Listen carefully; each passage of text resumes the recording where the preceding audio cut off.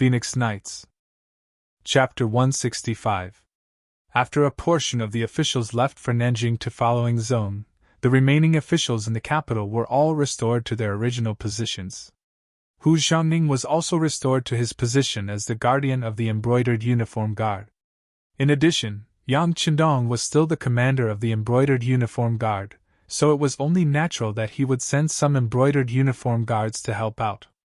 Not only that, but Yang Qindong also ordered that any embroidered uniform guard who came to help out would be rewarded with 100 taels of silver. For a time, the embroidered uniform guard fought amongst themselves for this mission. Those who were able to come here could be considered lucky. When the time came, the carriage from the Yang clan arrived in front of the Hu estate. Yang Qindong, dressed in a white suit, stepped out of the spacious carriage. The wedding ceremony had officially begun. The Immortal Abode's band was already waiting for Yang Qindong to arrive. The music began to play, and could be faintly heard from several streets away. Hu Yan, who was dressed like a fairy in a white wedding dress, walked up to Yang Qindong, accompanied by Qiao Yin, Madame Snow, and the bride, who were also wearing a wedding dress and looked very beautiful. Hu Yan's blushing face perfectly explained what it meant to put the moon and flowers to shame. What was different from the other women was that there were two children who were only 5 or 6 years old standing behind Hu Yan, a boy and a girl who looked like a golden couple. They each pulled up a corner of the white wedding dress so that the long, fluttering wedding dress would not fall to the ground, but also showed her magnanimity. There was no red veil. This was Yang Qindong's idea. After reporting this to the Hu clan, Yang Qindong received their support. Thus, Yang Qindong took the bride, Hu Yan, who could walk on her own, to the Hu clan's main hall. Here, they knelt down and kowtowed to Hu Xiangning and his wife. The completion of this step was completely recorded by the camera. From the footage, it could be seen that Hu Xiangning and Madame Shui's faces were extremely pale. It was clear that they were also frightened by the equipment that could record their figures.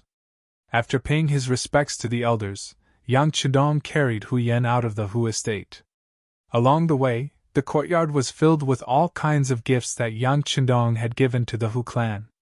There was no need to introduce the types of items. In short, someone had calculated the total value of these items after the event. The total value of these items was over 1,000,000 taels of silver. Just this amount alone was enough to shock countless people.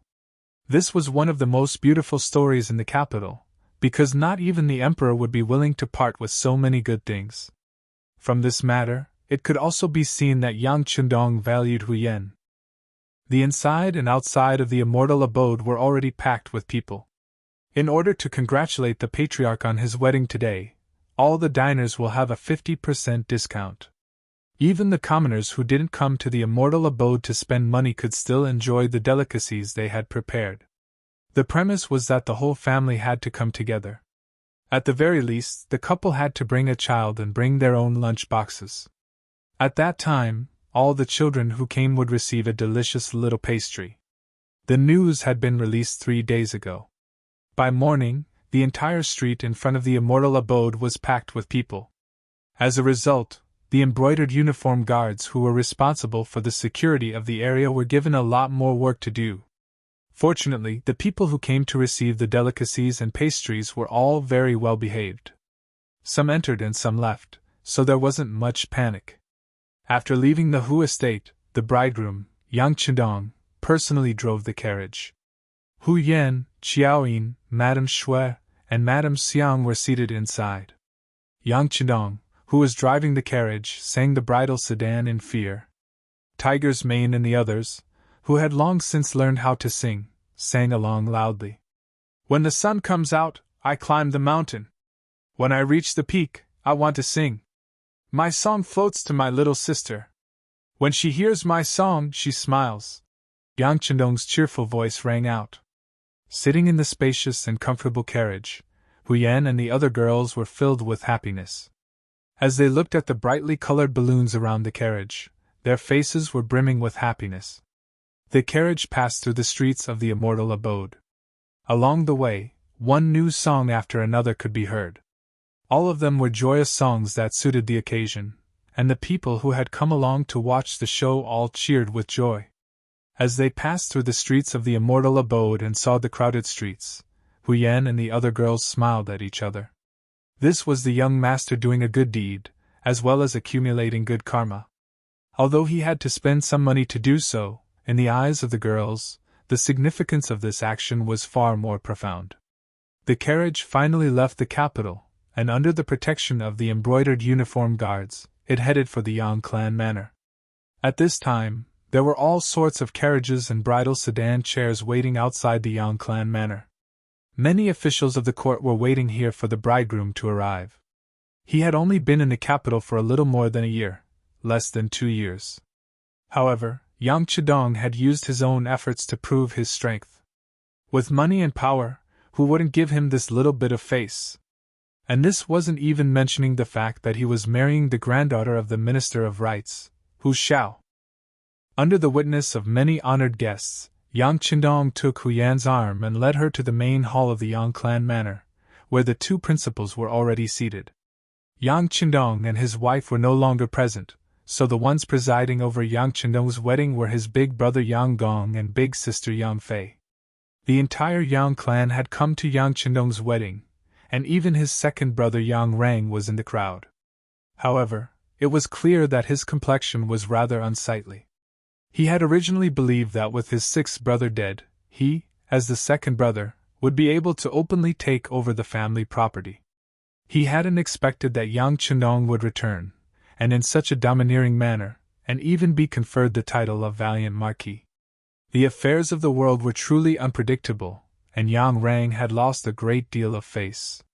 For Yang Chidong's wedding, he had invited all the members of the Yang clan, including all the important ministers in the capital, but his second brother didn't send anything. This had already proved Yang Chidong's attitude.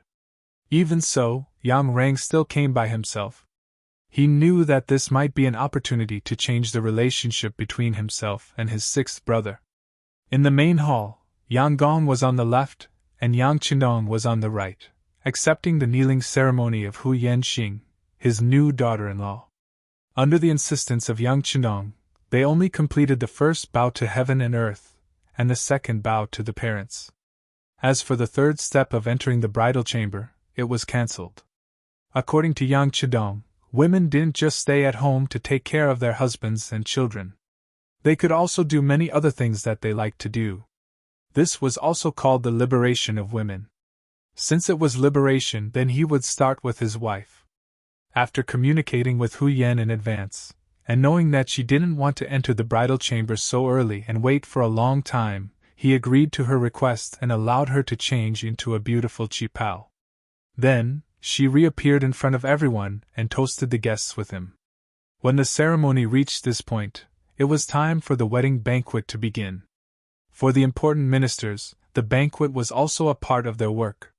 There were many things that were difficult to say and difficult to do, but they were often easily done with the passing of a cup. Yang Chidong's wedding gave everyone an opportunity to interact. For a moment, the ministers came and went, and it was very lively. However, this liveliness reached a climax when the bride, Hu Yan, and the 3 other women, changed into decent qipaos and appeared. Yang Chidong announced in front of everyone that today was not only the day he married Hu Yan, but also the day he took Qiaoyin, Lady Shui, and Lady Xiang as his concubines. After listening to Yang Chidong's announcement, the 3 women, who were completely unaware before, were so excited that their faces turned red. They originally thought that they were very happy to be able to follow Dong Shui. With their status, they didn't dare to ask for anything. However, they didn't expect that happiness would come to them so quickly and so suddenly.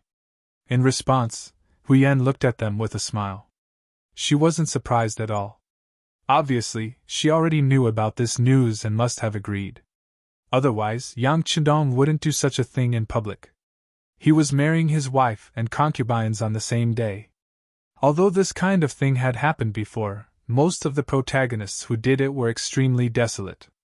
However, no matter how one looked at it, Yang Chidong wasn't someone who was muddle-headed. At this point, the general public thought that it was normal for emperors to have many wives and concubines. They also thought that it was natural, and believed that China's ancient people practiced polygamy. However, this wasn't the case. Many modern people learned about ancient China through media such as movies, or web novels. At the same time, they often defined the social environment and culture of that era through the interpretation of the drama. Therefore, when the dramas performed were like the hotly discussed palace dramas such as Zhenhuan Zhuan, Bui Zhuan, Yanqi Strategy, and Do You Know It? The general public would easily take the situation of the emperor and his ministers having many wives and concubines as a matter of course, and believe that the ancient Chinese people practiced polygamy. In fact, what we don't know is that China's marriage model since ancient times was mainly monogamy, and not the stereotypical polygamy and monogamy. The Great Ming Society's Archives No. 163 clearly recorded the punishment for those who violated the law. For ordinary people, if they have a wife but still marry her, they will be flogged 90 times and divorced.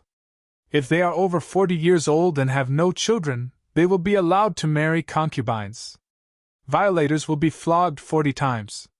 However, the rules weren't absolute. Very few people would take concubines. However, those who took concubines were mainly those with high social status. In other words, the higher the status, the more concubines they would take.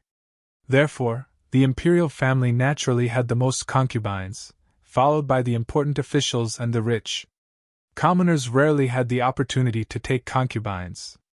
Therefore, taking concubines was considered a privilege in China's traditional culture. In the Great Ming Society's Archives No. 57, it clearly stated that taking concubines, as well as the number of concubines, had to be investigated by the Ministry of Rites. The heir and the prince had 4 concubines. The eldest son and the general had 3 concubines.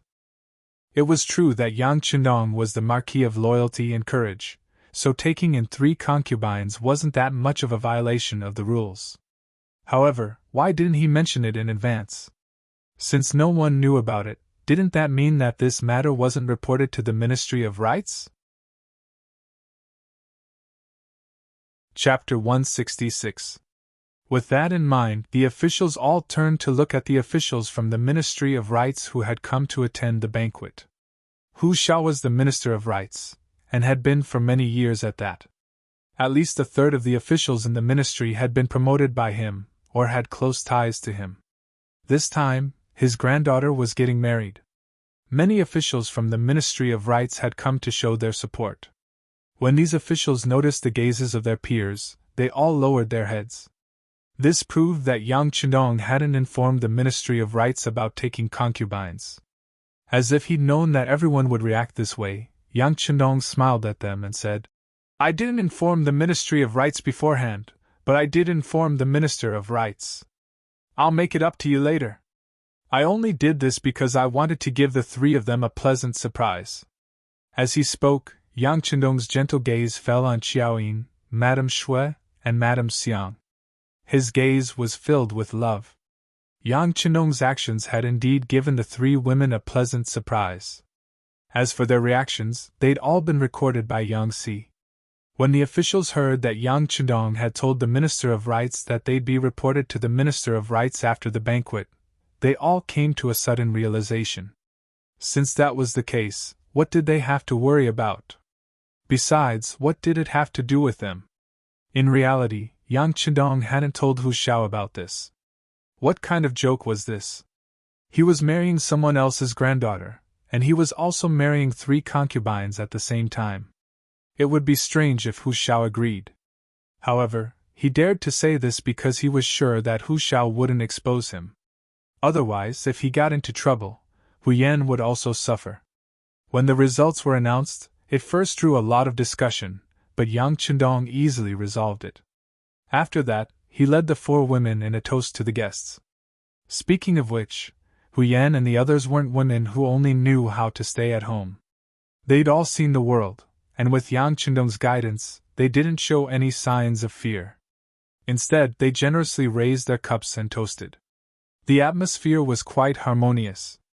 At the same time, the Immortal Abodes band and actors began to sing and dance outside the Yang clan's courtyard. It was a lively scene. Among the guests, Hanji also received Yang Chendong's wedding invitation. Out of camaraderie, he was pulled over by Shanghuan Lvgui. At this time, when he saw Yang Chendong with the 4 women, his teeth itched with hatred. "Commander, this Yang Chendong is getting bolder and bolder. He didn't even report taking concubines. He dared to act first and report later. This clearly shows that he doesn't put the laws of the great Ming dynasty in his eyes. We cannot allow this to continue." How could Lu Gui not know that Yang Chendong's actions today were a bit out of line? However, he knew that Hanji's main motive was revenge. It was because his brother-in-law, Wang Go, had been killed by Yang Chendong. That was why he said those words with hatred. But no matter what kind of mentality he had, Hanji was still one of them. If a superior wanted his subordinates to listen to his orders, he had to empathize with his subordinates. Thus, he nodded and said, "All right, we'll discuss it when we get back. We'll teach him a lesson." "Thank you, Commander, for your help." When Hanji heard that Lvgui was finally ready to make a move, he couldn't help but be overjoyed. He quickly raised his arms and used Yang Chendong's wedding wine to toast Lvgui. The funny thing was that he was also scheming against Yang Chendong. All banquets must come to an end. Although the programs were endless, the guests still left one by one when the sky was almost dark. Among them, there was someone who didn't want to leave. That was the second brother, Yang Rang. At noon, Yang Chendong toasted each table. He had more or less spoken to the guests, but he acted as if he didn't see his second brother. Not only that, even his sisters-in-law treated him like heir. The facts had already shown that Yang Chendong was very angry with him. Since he had come today, he naturally wanted to use this opportunity to perform well and strive to turn hostility into friendship. "Second brother, let's go. Today is not suitable for doing other things." The eldest brother, Yang Gong, walked in front of Yang Rang with a face full of alcohol. The behavior of his second brother a while ago, even he was extremely unhappy after seeing it. But after all, they were still brothers. He couldn't just watch Yang Rang be unlucky. "Big brother." Seeing Yang Gong walk over, Yang Rang showed an amiable and even fawning smile. "Big brother, you must tell little Six that I did it for the good of the Yang family manor. In that case, even if I didn't do it, others would do it. At least if I did, I would have given the Yang family a way out, right?" Listening to Yang Rang's sophistry, Yang Gong was very disgusted. He could say so many reasons for doing bad things. He was really shameless to the extreme. "Okay, let's talk about it later. Let's go first." Yang Gong didn't agree. He just wanted to take his second brother away, so that he wouldn't stay and cause trouble and attract the displeasure of his sixth brother. If that happened, it would really spoil the beautiful atmosphere. His eldest brother did not agree to plead for mercy, and just wanted to drag him away. How could Yang Rang be willing to comply? His face immediately changed. "All right, since eldest brother doesn't care about our brotherhood and is unwilling to help second brother to plead for mercy, then you can leave by yourself. In short, I will wait here. If little Six doesn't come out, I won't go anywhere today. I want to see if he really doesn't recognize me as his elder brother. If this matter spreads out, who will look good at that time?" Yang Rang shamelessly shook off Yang Gong's arm and then looked at the inner courtyard of the Yang family manor. He looked like he wouldn't leave until he saw the main person. "You." He didn't expect his brother to be such a person. Shamelessness is invincible. At this moment, Yang Gong didn't know what to do. At this moment, a group of people walked out from the inner courtyard. The person in the lead was a woman. It was the eldest sister of the Yang family, Yang Fei. Although they were all from the Yang family, the treatment was obviously different. When Yang Fei walked out, there were 4 brides beside her. Every one of them accompanied her and talked. From time to time, one could see the eldest sister of the Yang family smiling. When he saw his eldest sister walking out, Yang Rang quickly turned around to avoid her. He wasn't afraid of his eldest brother Yang Gong because his eldest brother's ability was mediocre and not worthy of his attention. However, his eldest sister was different. Most of them grew up following behind Yang Fei. When they were young, they were rarely taught a lesson by their eldest sister. As a result, when they grew up, there was still a fear in their hearts. Yang Rang wanted to avoid her, but now that most of the guests had left, there was only a limited number of people left. Yang Fei only needed to sweep her eyes and naturally saw him. When she saw that it was her disappointing second brother who was pacing back and forth, she immediately figured out what was going on. Her face immediately darkened. As the eldest sister, Yang Fei naturally hoped to see the Yang brothers and sisters united. Even if someone did something wrong, if she could give them a chance to forgive, she would be willing to give them the chance. However, as Yang Chenong's second brother, Yang Rang had done something wrong first, and then he wanted to seek justice on the day of the wedding. This was really a bit aggressive. She took large strides and arrived behind Yang Rang, who had just turned around. Yang Gong, who was standing at the side, saw Yang Fei first and quickly called out with a smile, "Eldest sister." When he heard his eldest brother's call, Yang Rang knew that he couldn't avoid it. He could only unwillingly turn around and force out a smile. "Hello, eldest sister." "Oh? You still recognize me as your eldest sister?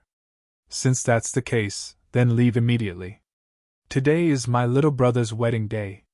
Do you have to stay here and cause trouble?" Yang Fei said with a cold face and a rude tone. "Ah, eldest sister, that's not what I meant. I just want to talk to little Six and explain what happened before." How could Yang Rang admit it? He spoke with a face full of excuses. Hearing Yang Rang call Yang Chenong little Six as if he was the boss, Yang Fei was even angrier. Chapter 167. Mao Rabbit. Time was from 5 to 7 o'clock, with 6 o'clock as the time. Letting Yang Chenong go to the meeting so early was obviously not to let the bridegroom have a good night's sleep. It was too obvious that he was deliberately making things difficult for Yang Chenong. In this regard, Yang Chenong just responded with a cold snort, and then ignored it as if he hadn't heard the news. After dealing with the business, Hu Mang tactfully excused himself. Today was the young master's big day, so he had to be tactful to stay far away from the scene. With no one bothering him anymore, Yang Chenong straightened his clothes and walked towards Hu Yan's courtyard in the inner courtyard. Tonight, he was going to perform the Duke of Zhou's rites with her. When he thought of this, his footsteps seemed to quicken. In the bridal chamber, Hu Yan, who had just sent away her elder sister Yang Fei, had returned. After removing her makeup, she changed into a red bridal dress and sat by the bed, waiting. At this time, the room was very quiet, and only the sound of Hu Yan's little heart beating could be heard. Although she had long thought that there would be a day like this, and even looked forward to it. But when she really arrived, she still felt a little nervous. In particular, the servant girl Xiaoqing was nowhere to be found, and no one accompanied her to talk, so the tense atmosphere was even more intense. Creak! The door was pushed open from the outside. Out of instinct, Hu Yan blurted out, "Is it Xiaoqing?" "What? You don't like Lulang, but Xiaoqing?" With a man's magnetic voice, Yang Chenong, who had changed into a loose red robe, stepped in. Seeing that it was Yang Chenong, Hu Yan's heart beat faster. "No, no. What do you mean by no? Do you like Lulang more or Xiaoqing more?" Yang Chenong knew that she was nervous, but he still teased her, which was also a way to relieve her tension. I like Lulang more." At this time, Hu Yan's voice was very low. If it weren't for Yang Chenong's good hearing, he probably wouldn't have heard what she was saying. After saying this, she had lowered her head. He didn't need to look to know how red her face was right now. Ha! After seeing the answer he was satisfied with, Yang Chenong strode forward, picked up Hu Yan, and put her on the bed. At the same time, he waved his sleeve, and all the red candles in the room were extinguished. "I like Yenna too." After a short sentence, a series of rustling sounds could be heard, and then the moon, which was originally hanging in the sky, was now nowhere to be seen. Soon, the entire courtyard was filled with extravagant sounds, 10,000 words omitted. Happy time always passed quickly, and the sky slowly brightened. At the embroidered uniform guard's office, Seeing that the time had passed and Yang Chendong still hadn't arrived, Han Ji acted as if he had won the lottery. He quickly went to LV, who was sitting there with his eyes closed. Commander, he didn't come. It seems like he doesn't take your words seriously at all. LV didn't even open his eyes after hearing this. No one knew what he was thinking. His eyeballs kept rolling. According to Han Ji's understanding of LV, he was really angry at this time. It seemed that Yang Chendong wouldn't have a good time. That was the truth. LV still didn't open his eyes, but the words he said made Han Ji feel very relieved. Yang Chendong didn't listen to your orders. Suspend his duties first and spread this decision to all the embroidered uniform guards. Suspension for not attending the meeting. This was LV's trap for Yang Chendong. Or it could be said that he had already planned this, so when he said this, he didn't hesitate at all. Yes. Han Ji was waiting for this sentence. After he agreed, he turned around and left. He was eager to spread the news and let all the embroidered uniform guards know. In the future, he would like to see how arrogant Marquis would be in the future. The embroidered uniform guards and the East faction guards had always been the focus of the Security Bureau. If there was a situation here, it would be sent to the Yang family village and sent to the director Tiger's man. As for when to show it to the young master, it was up to the director to decide whether the situation was serious or not. After tossing and turning for half the night, Huyen fell asleep tired. She vaguely felt that someone was moving beside her. In her mind, she suddenly thought that she was no longer the young lady of the Hu family, but the daughter-in-law of the Yang family. She immediately struggled to get up. Well, baby, sleep a little more. A woman must have enough sleep. Also, there are not so many rules here. Yang Chendong's voice came to her ear. Then she felt a heat on her forehead, and their lips came in close contact. After kissing Huyan's forehead, Yang Chendong walked out of the bedroom with a face full of energy. After going out, he saw that Xiaoqing had already prepared the water and was waiting to serve Huyan.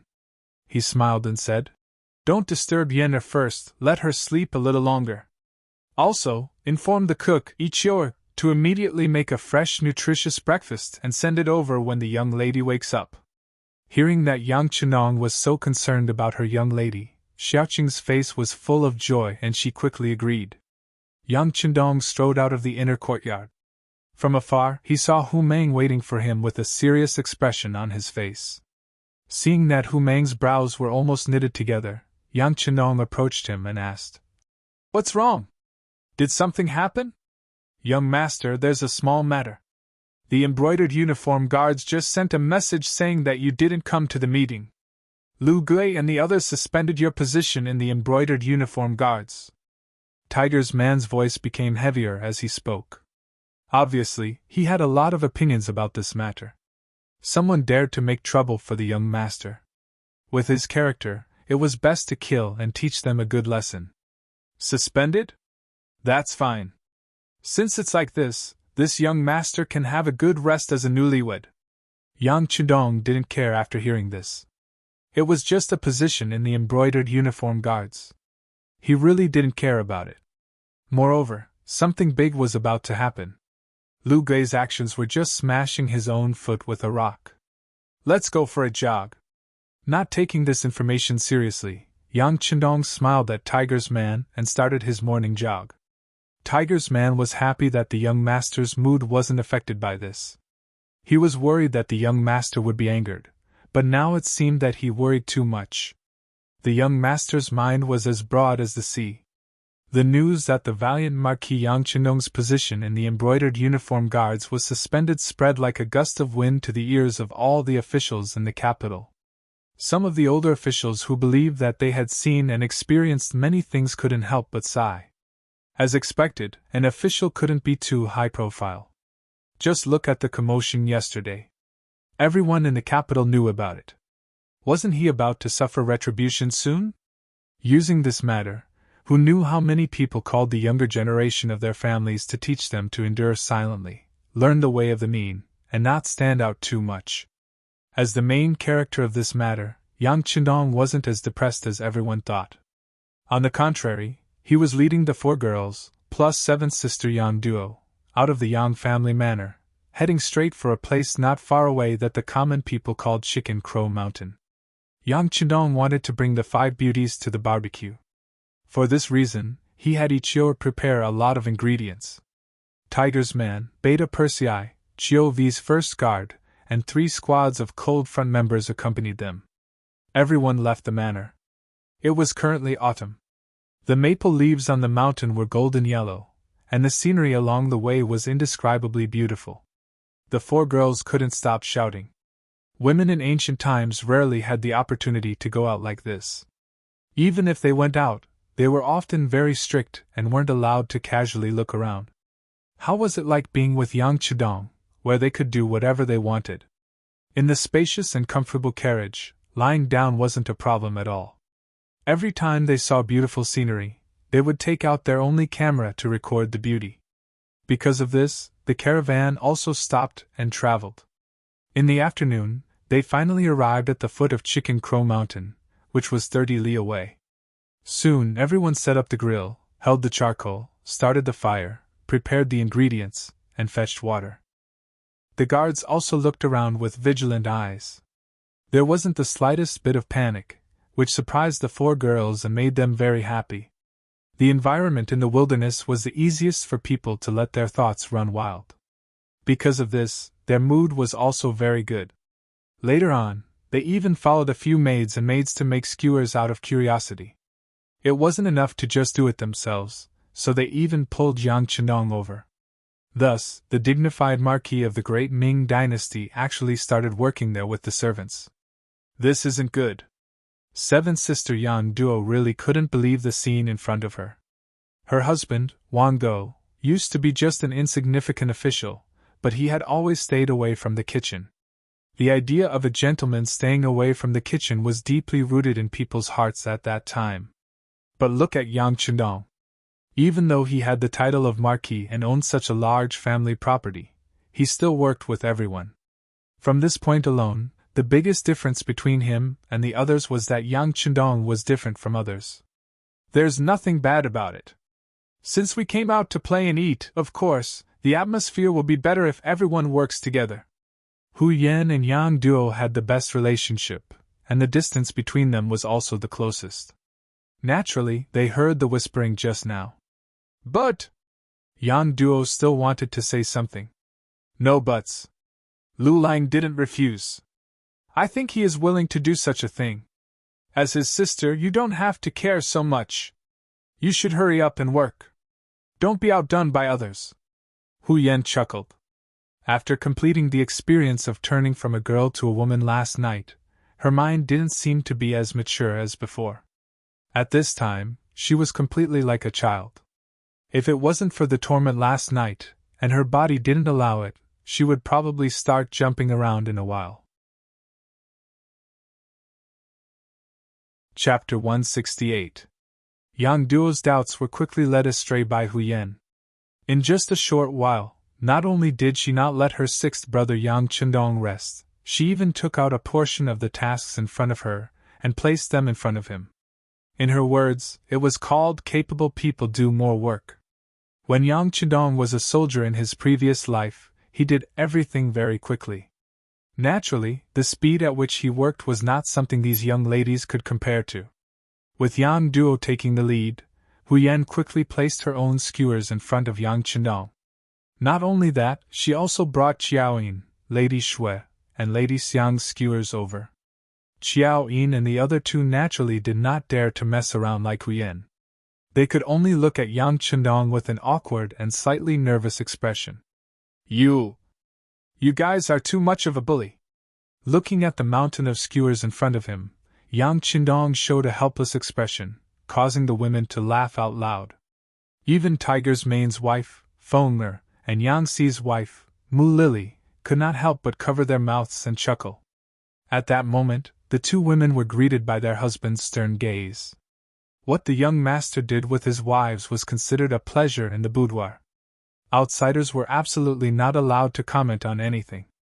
Tiger's Mane and Yang Xi had been with Yang Chendong for a long time, so they naturally understood this principle. After being glared at, the two women curled their lips and looked as if they were not afraid. However, they turned around and busied themselves with their work. Obviously, they were not afraid of their husband, but they knew that they had to give face at the right time. This way, they could live a happy life. Looking at Yang Chenong, in the face of the work that was completely beyond one person's ability, he waved his hand and called Tiger's Mane, Beta Persei, and Yang Si over. Put it on. I'll leave this work to the three of you. Young master, this. Tiger's Mane and the other two looked troubled. If they were asked to charge and break through enemy lines, they would definitely not object. However, when it came to this kind of work, the three of them were really a little embarrassed and unhappy. What is this? The young master asked you to do something, and you're still making excuses? Let me tell you, this job is going to be done by the three of you. You have to finish it. Also, spread the news to Crimson City, let them train a female army.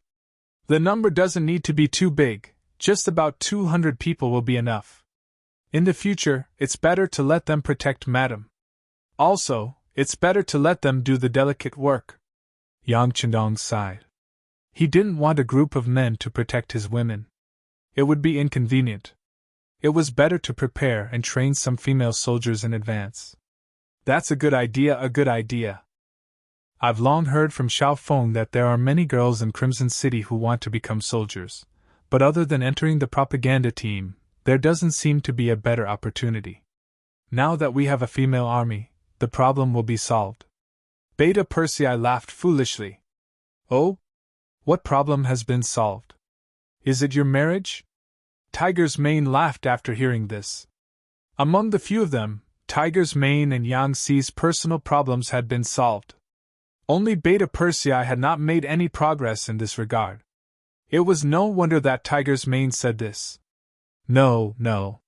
The burly Beta Persei blushed when Tiger's Mane said this. He wanted to argue about something. However, when Yang Chedong saw this, he smiled and said, Tiger's Mane is right. Beta Persei, you're already 20 years old. It's time for you to find a wife.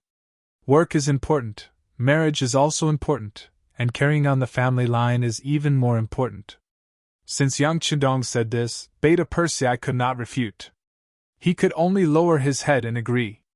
However, anyone could see that he was really uncomfortable holding it in. He wanted to find a chance to learn from Tiger's Mane. They skewered the meat and started to roast it. The sky gradually darkened. Fortunately, Lung Feng had already prepared dry wood. He set them together and lit them up. As a result, a huge bonfire was formed. When the bonfire was lit, the flames burned fiercely. A sense of warmth instantly spread throughout everyone's body. Bonfire, the fragrance of meat, good wine, beautiful women, when all of this was put together, it formed a very beautiful picture. Very soon, other than Ling Feng, who was on sentry duty and in charge of safety, everyone else, including Yang Chendong and his 4 wives, left the scene and gathered around the bonfire to dance and sing. Everyone's cheeks were red and all of them were beaming with joy. Hu Yan's left hand was held by Yang Chendong, and on her right was Yang Duo. Her hands were raised from time to time, and her legs were kicking and jumping. Her face was like a peach blossom, and she was extremely happy. This kind of life was something she had never dared to imagine before. It was so unrestrained, free, and even freewheeling. And it seemed that her future life could be accompanied by this. How could it not make people yearn for it and feel relaxed and happy? They did not know how long they had been dancing and singing. They drank a lot of wine, and under Dong Shuai's intentional or unintentional actions, Hu Yan was a little drunk. It was already very late. When everyone was tired, Hu Yan felt her body being lifted into the air. She was carried onto Yang Chendong's back and they entered a spacious and sturdy tent that had already been set up. Hu Yan knew that beautiful things like last night would happen again. Just when she was feeling shy, Yang Chendong had gone out and walked in again. This time, he was holding Qiao Yin in his arms. The sudden appearance of another woman made Hu Yan feel a burst of shyness and surprise. The joy of a boudoir was certainly something that people yearned for, but why did he bring another person out? Before Hu Yan could figure it out, Lady Shui and Lady Xiang were also carried into the tent by Yang Qindong. The other three women had already seen this kind of thing. They slept together, so of course, they knew what Dong Shui was going to do. They were a little shy and a little excited.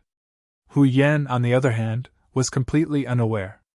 Just when she was wondering why there were so many people all of a sudden, a big hand began to wander around her body. That feeling made her feel comfortable and shy. She forced herself to stay awake and said, "Lu Lang, don't do this. There are others, not others. They are all your sisters. Haha, let's do it together," Yang Qindong said very soberly. Under his skillful methods, Hu Yan was quickly turned into a pile of mud. Then, she was completely at his mercy. In her consciousness, she seemed to see a few white bodies. Then, she fainted happily. For a moment, the garden was filled with intoxicating spring. A ray of sunlight slowly shone through the tent and shone on Hu Yan's face. She felt the warmth and slowly opened her eyes. What came into view was that Qiao Yin and the other women were still sleeping. "Ah!" She could not help but exclaim. Her mind instantly recalled some of the things that happened last night. Since she was young, she had never been taught such words and thoughts in her education. For a moment, she could not believe that something like this would happen to her. Qiao Yin, Lady Shui, and Lady Xiang had already woken up. After all, it was not the first time they had done this. Their physical recovery was naturally much better than Hu Yan's. It was only because they did not know how to face it that they pretended to be asleep. However, after this scream, they could no longer pretend. They opened their eyes one by one and saw Hu Yan's tears flowing down the corners of her eyes. Hu Yan's crying made the other three women panic. They quickly came forward to comfort her and took the blame, saying that it was all their fault. "No! You are not wrong. It's all his fault. I can't accept this." Hu Yan didn't want to be estranged from her sisters as soon as she came here. Although she was the official wife, she had never thought about how to rely on such an identity to bully others. "Please don't blame Sir. I'm sure Big Sister doesn't know that Sir is especially good in that aspect. None of us can satisfy him." Qiao Yin hated it when people talked bad about Yang Qindong. Even if the person who spoke was Hu Yan, she was still unhappy. "Yes, second sister is right. Sir is indeed very good in that aspect. It's not something we can handle alone," Lady Shui hurriedly said to Qiao Yin. "Sir is working hard outside for our happiness. There are many things he needs to consider. We are just serving him. If we can't satisfy him in this aspect, then aren't we too useless?" Among the women, Lady Xiang, who became Yang Qindong's woman one step ahead of Hu Yan, also expressed her attitude.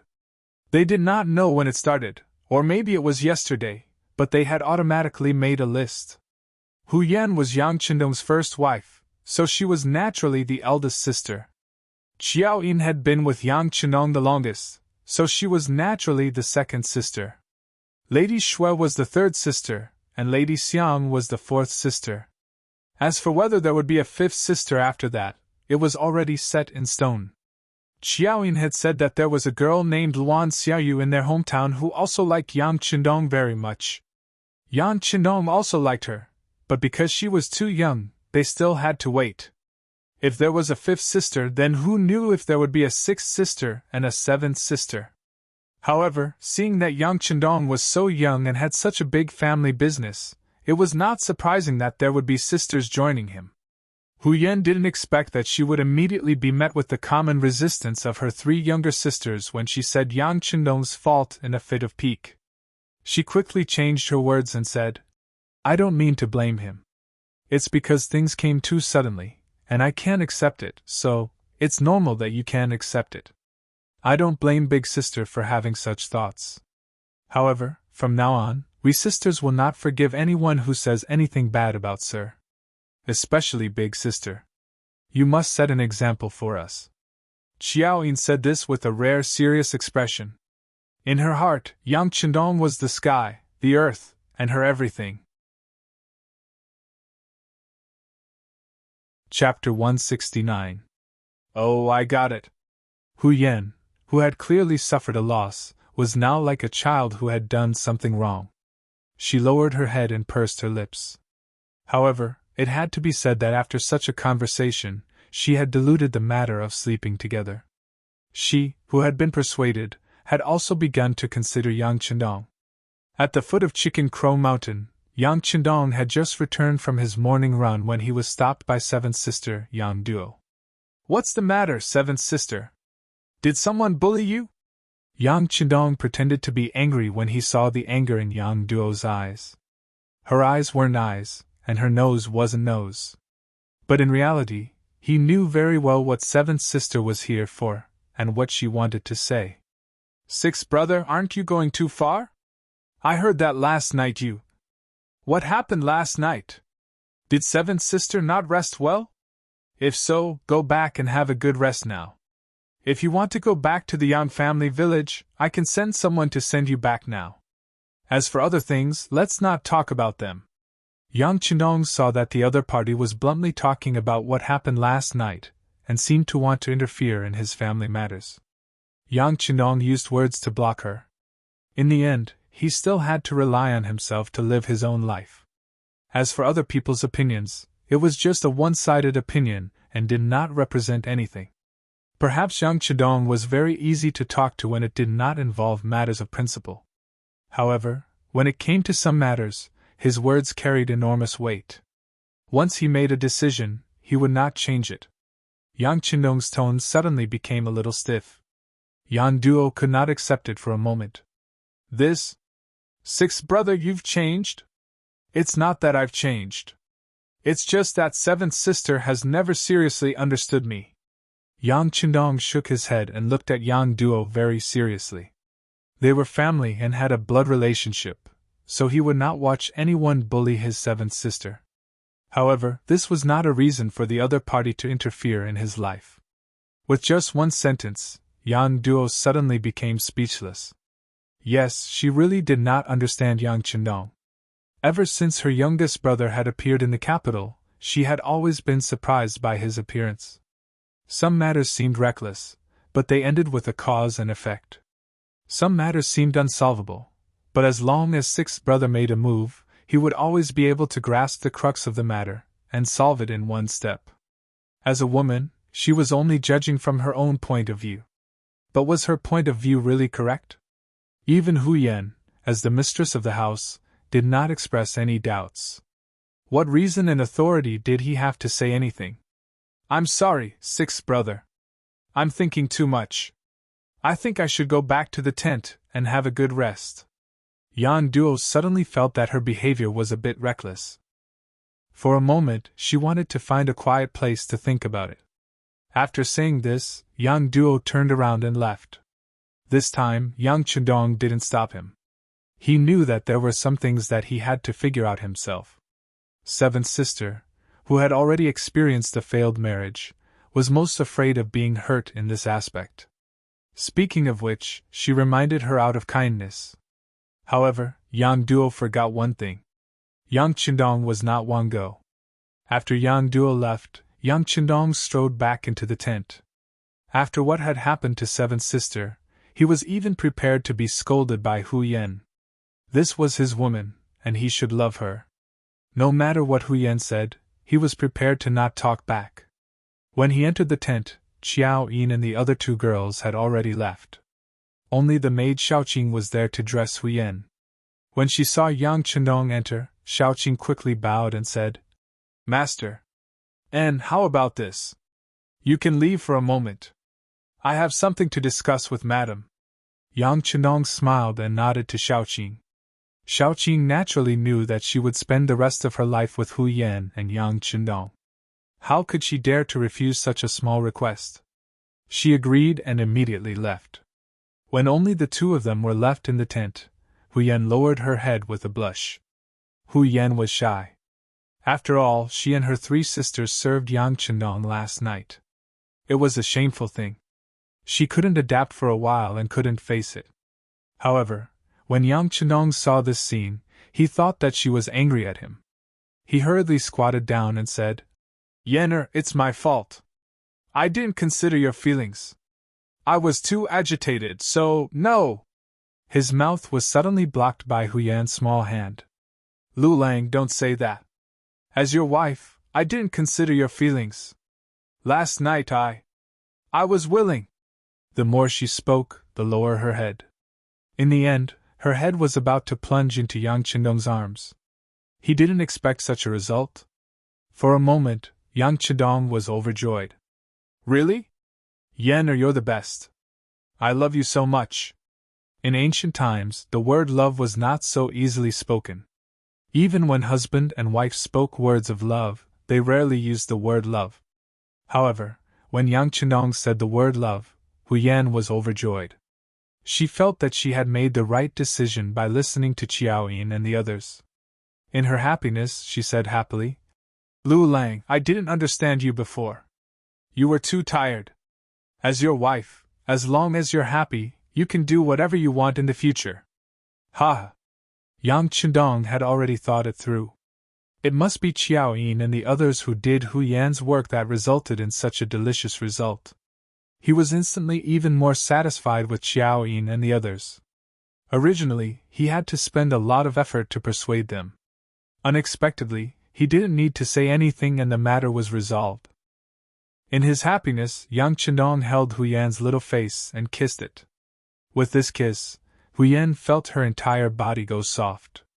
She said shyly and carefully, Husband, if you want to, can you wait until night time? After all, it's broad daylight.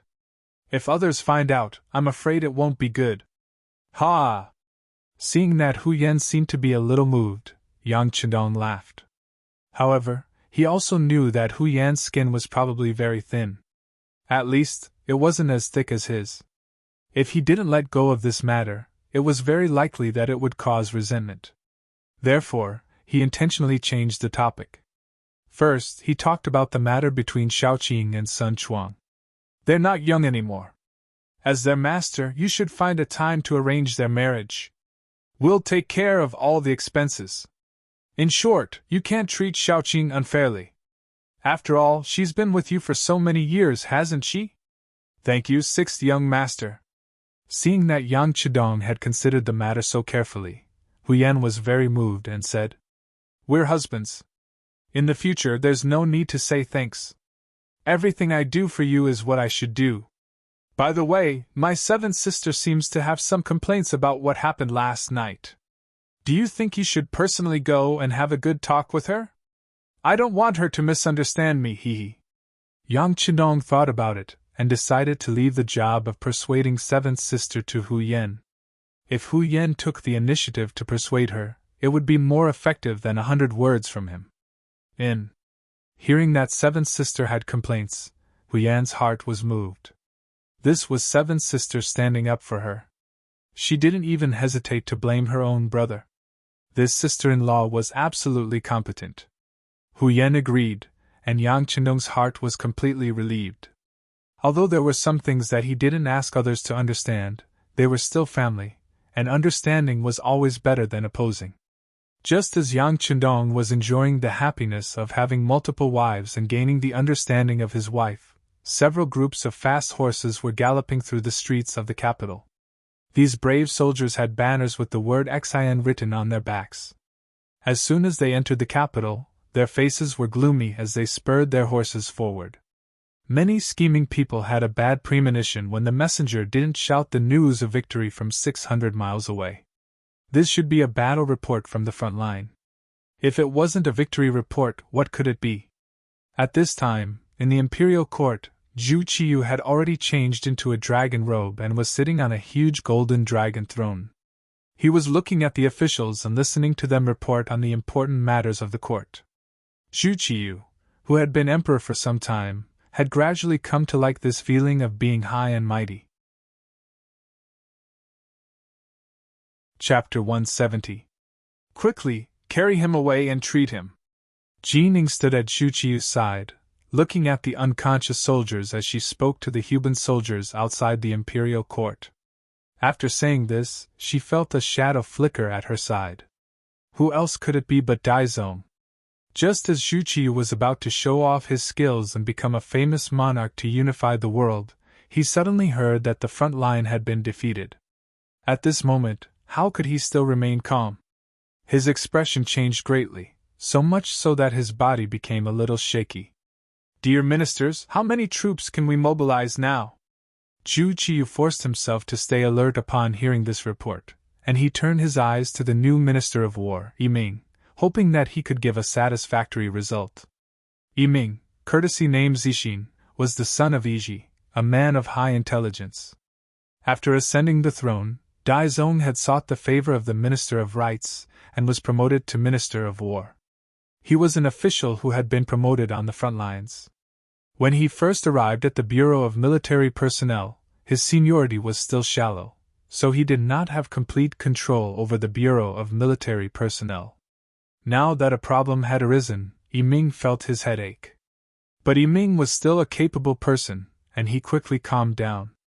After some thought, he went to the Bureau of Military Personnel and looked at the reports from the various factions and calculated a result. "Your Majesty, there are currently only 5,000 soldiers in the capital. If we continue to urgently mobilize them, we should be able to mobilize another 5,000 soldiers in 3 days. In half a month, we should be able to gather an army of 50,000 soldiers." For the mighty capital of the great Ming dynasty to have so few soldiers was a result that Zhu Qiyu had not expected. But he knew that since Ming dared to say this, there was no doubt about this result. If this was really the case, how should they deal with the arrival of the Walla's army? Speaking of which, there were many reasons for the current situation in the capital. Unlike in history, after the Tuma Fortress incident, Dai Zong had listened to Yu Qian's words and adopted a defensive strategy. This had led to the defense of the capital and the defeat of the Walla's army. Because of Yang Qindong's arrival, Yu Qian had been invited to Tsuxian City long ago to serve him. With the idea gone, Shi Hung took command of the army and sent out the majority of the soldiers in and around the capital. Moreover, Zhu Qizhen had declared himself emperor in Nanjing and taken away a portion of his soldiers, leaving the capital suddenly empty of soldiers. Naturally, they were helpless against Walla's army. At this moment, not only Zhu Qiyu, but the other officials were also staring at each other, unable to find a better idea. As the saying goes, even the cleverest housewife cannot cook without rice. Without sufficient military strength, how can one fight a war? Can one rely on words? If they could win with their mouths, there would be no need for the country to support a large number of troops. Among the ministers, Su Yozhen's eyes kept darting around. Relying on his relationship with Yang Qindong, he was promoted again. He was no longer a part of the imperial censor, but went to Taichang Temple to become a Shaoqing. He was in charge of the country's sacrificial ceremonies and was a fourth-grade official. The reason why he was promoted so quickly was naturally because Yang Qindong had helped him with a lot of money. It was also because the original Shaoqing of Taichang Temple, Huan Yanjing, went to Nanjing with Ingzong, so there was a vacancy. As a fourth-grade official, Su Yozhen already had a stage to display his ambitions.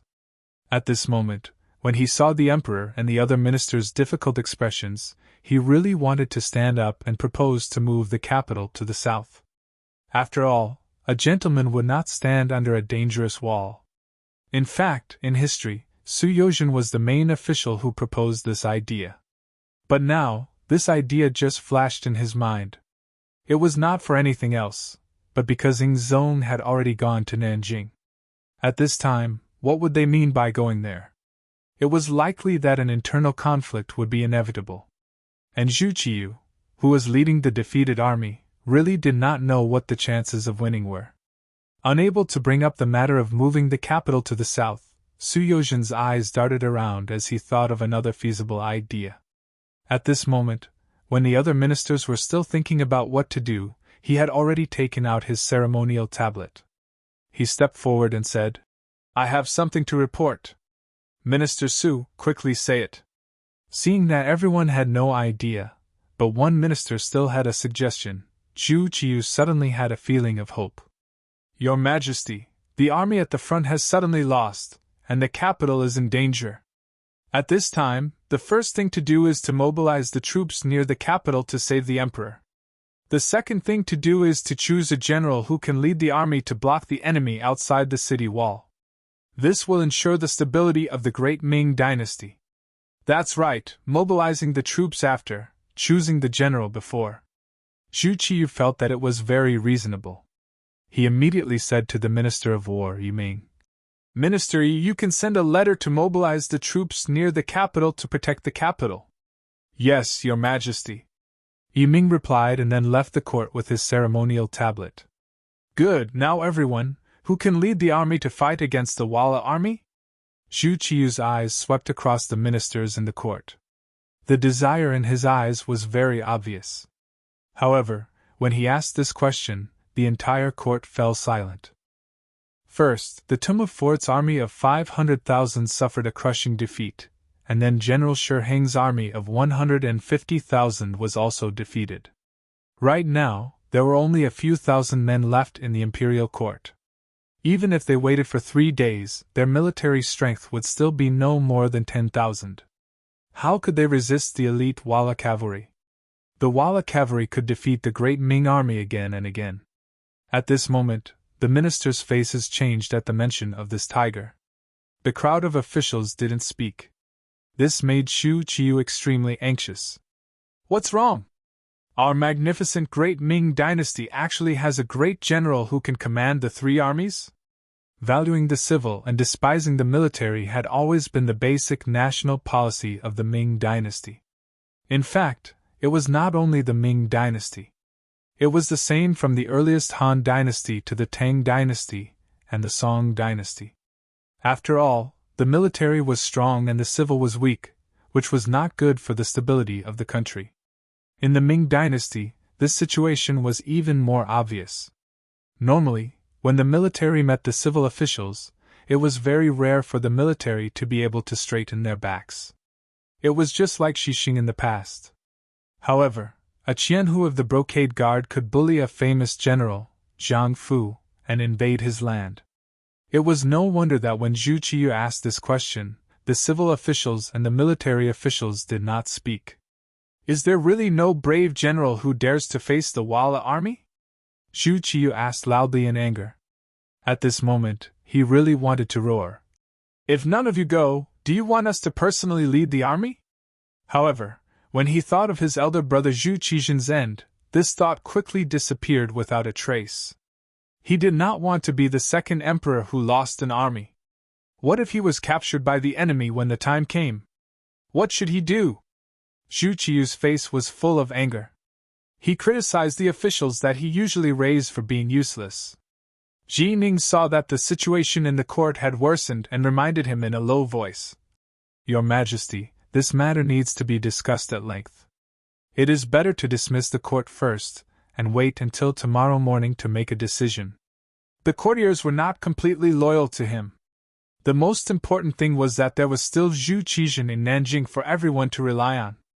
Even if he really got angry here, not only would it be useless, it was likely to lead to a backlash from the courtiers. If they collectively left, then his position as the emperor would come to an end. Forget it. Everyone, go back and think about it carefully. Wait until tomorrow morning. No matter what, you must choose a candidate. Dismiss the court. Zhu Qiyu was very helpless. Although he had become the emperor, this emperor did not seem to be as powerful as the previous Ming dynasty emperors. After the officials shouted "Long live the emperor," they left the court and left the palace. After Su Yozhen left the palace hall, she quickly contacted the people of the security bureau and reported the situation in the court today. At this time, Yang Qindong had already returned to the Yang family manor from the foot of Jiming Mountain with the women. Originally, the women wanted to play for a few more days, but tomorrow was the time for Hu Yan to return home. This was an important matter for the first madam, so Yang Qindong naturally had to take care of it. He returned to the Yang family manor in advance to make preparations. On the way back, the people of the security bureau came over and reported everything that happened in the court.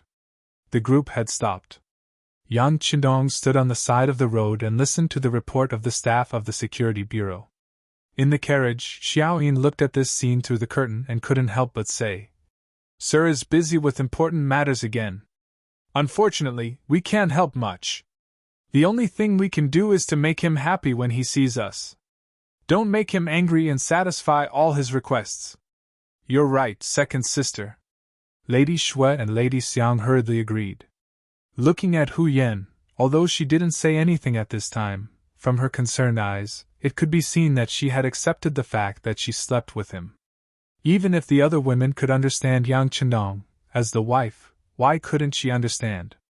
On the side of the road, after carefully listening to what happened in the court, Yang Chendong sighed. Although the wheel of history had changed because of his appearance, the defense of the capital still had to start as scheduled. Since history had changed, Yang Chendong couldn't accurately predict what would happen, and naturally couldn't make plans in advance. But since the emperor asked to recommend a general to lead the army, he was somewhat interested. First, this was a good opportunity for him to show his talent. Second, it was a good opportunity to consolidate his strength and expand his influence. Third, and most importantly, Yang Chendong would never allow the other races to have any ideas about the Han people and cause any destruction.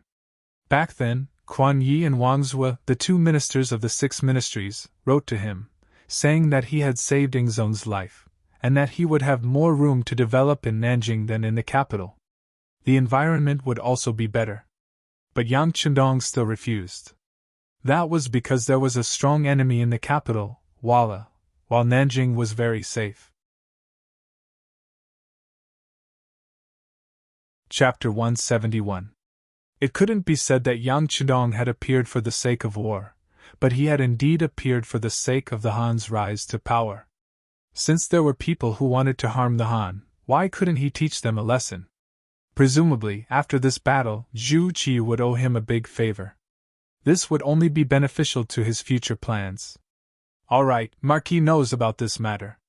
How about this? Go back and tell Su Yozhen to recommend Marquis to lead the army tomorrow morning. Yang Chendong analyzed the situation and felt that the time was right. It was time to step forward, so he informed his subordinates of his decision. Yes. The staff member of the Security Bureau quickly left after receiving a confirmation. Yang Chendong quickly returned to the spacious carriage. As soon as he entered, the women began to chatter incessantly.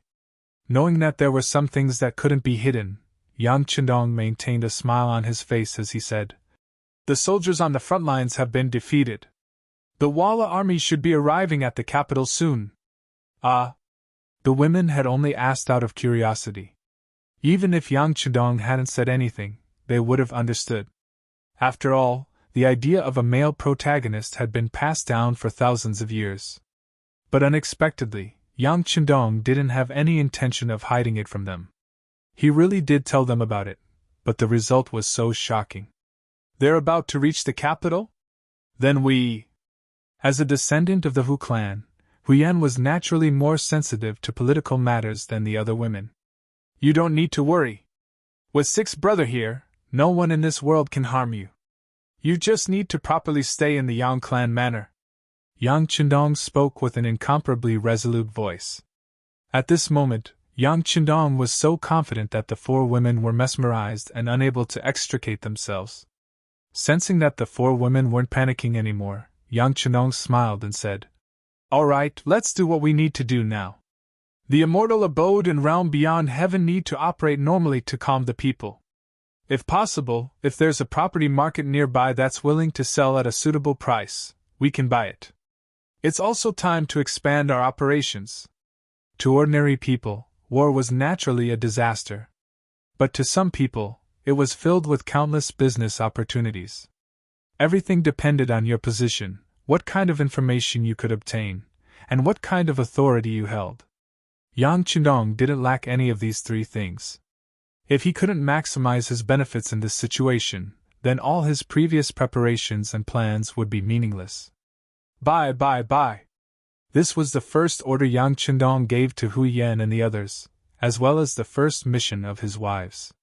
For the sake of making the best of the situation, a total of 5 million taels of silver had been moved out of the cellar of the Yang clan manor. This was all prepared by Yang Chendong before the construction of the Uthwood fortress. It was all for the sake of dealing with the current situation. Tell Ling Song to pick up the pace. Be more daring. We have to reach the capital within 5 days. Yang Qindong looked at Ling Feng and his brothers, who were carrying so much silver that their hands were about to go limp.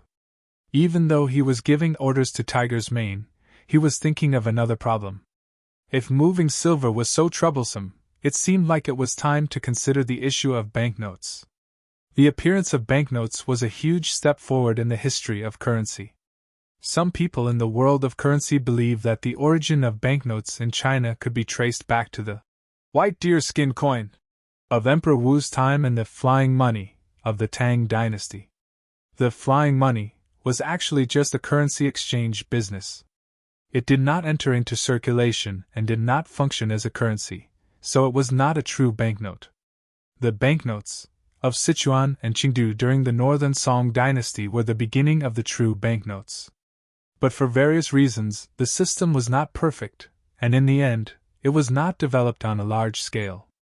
In the Yuan dynasty and Ming dynasty, although the banknote system was further improved, it was still difficult for it to be accepted by the people.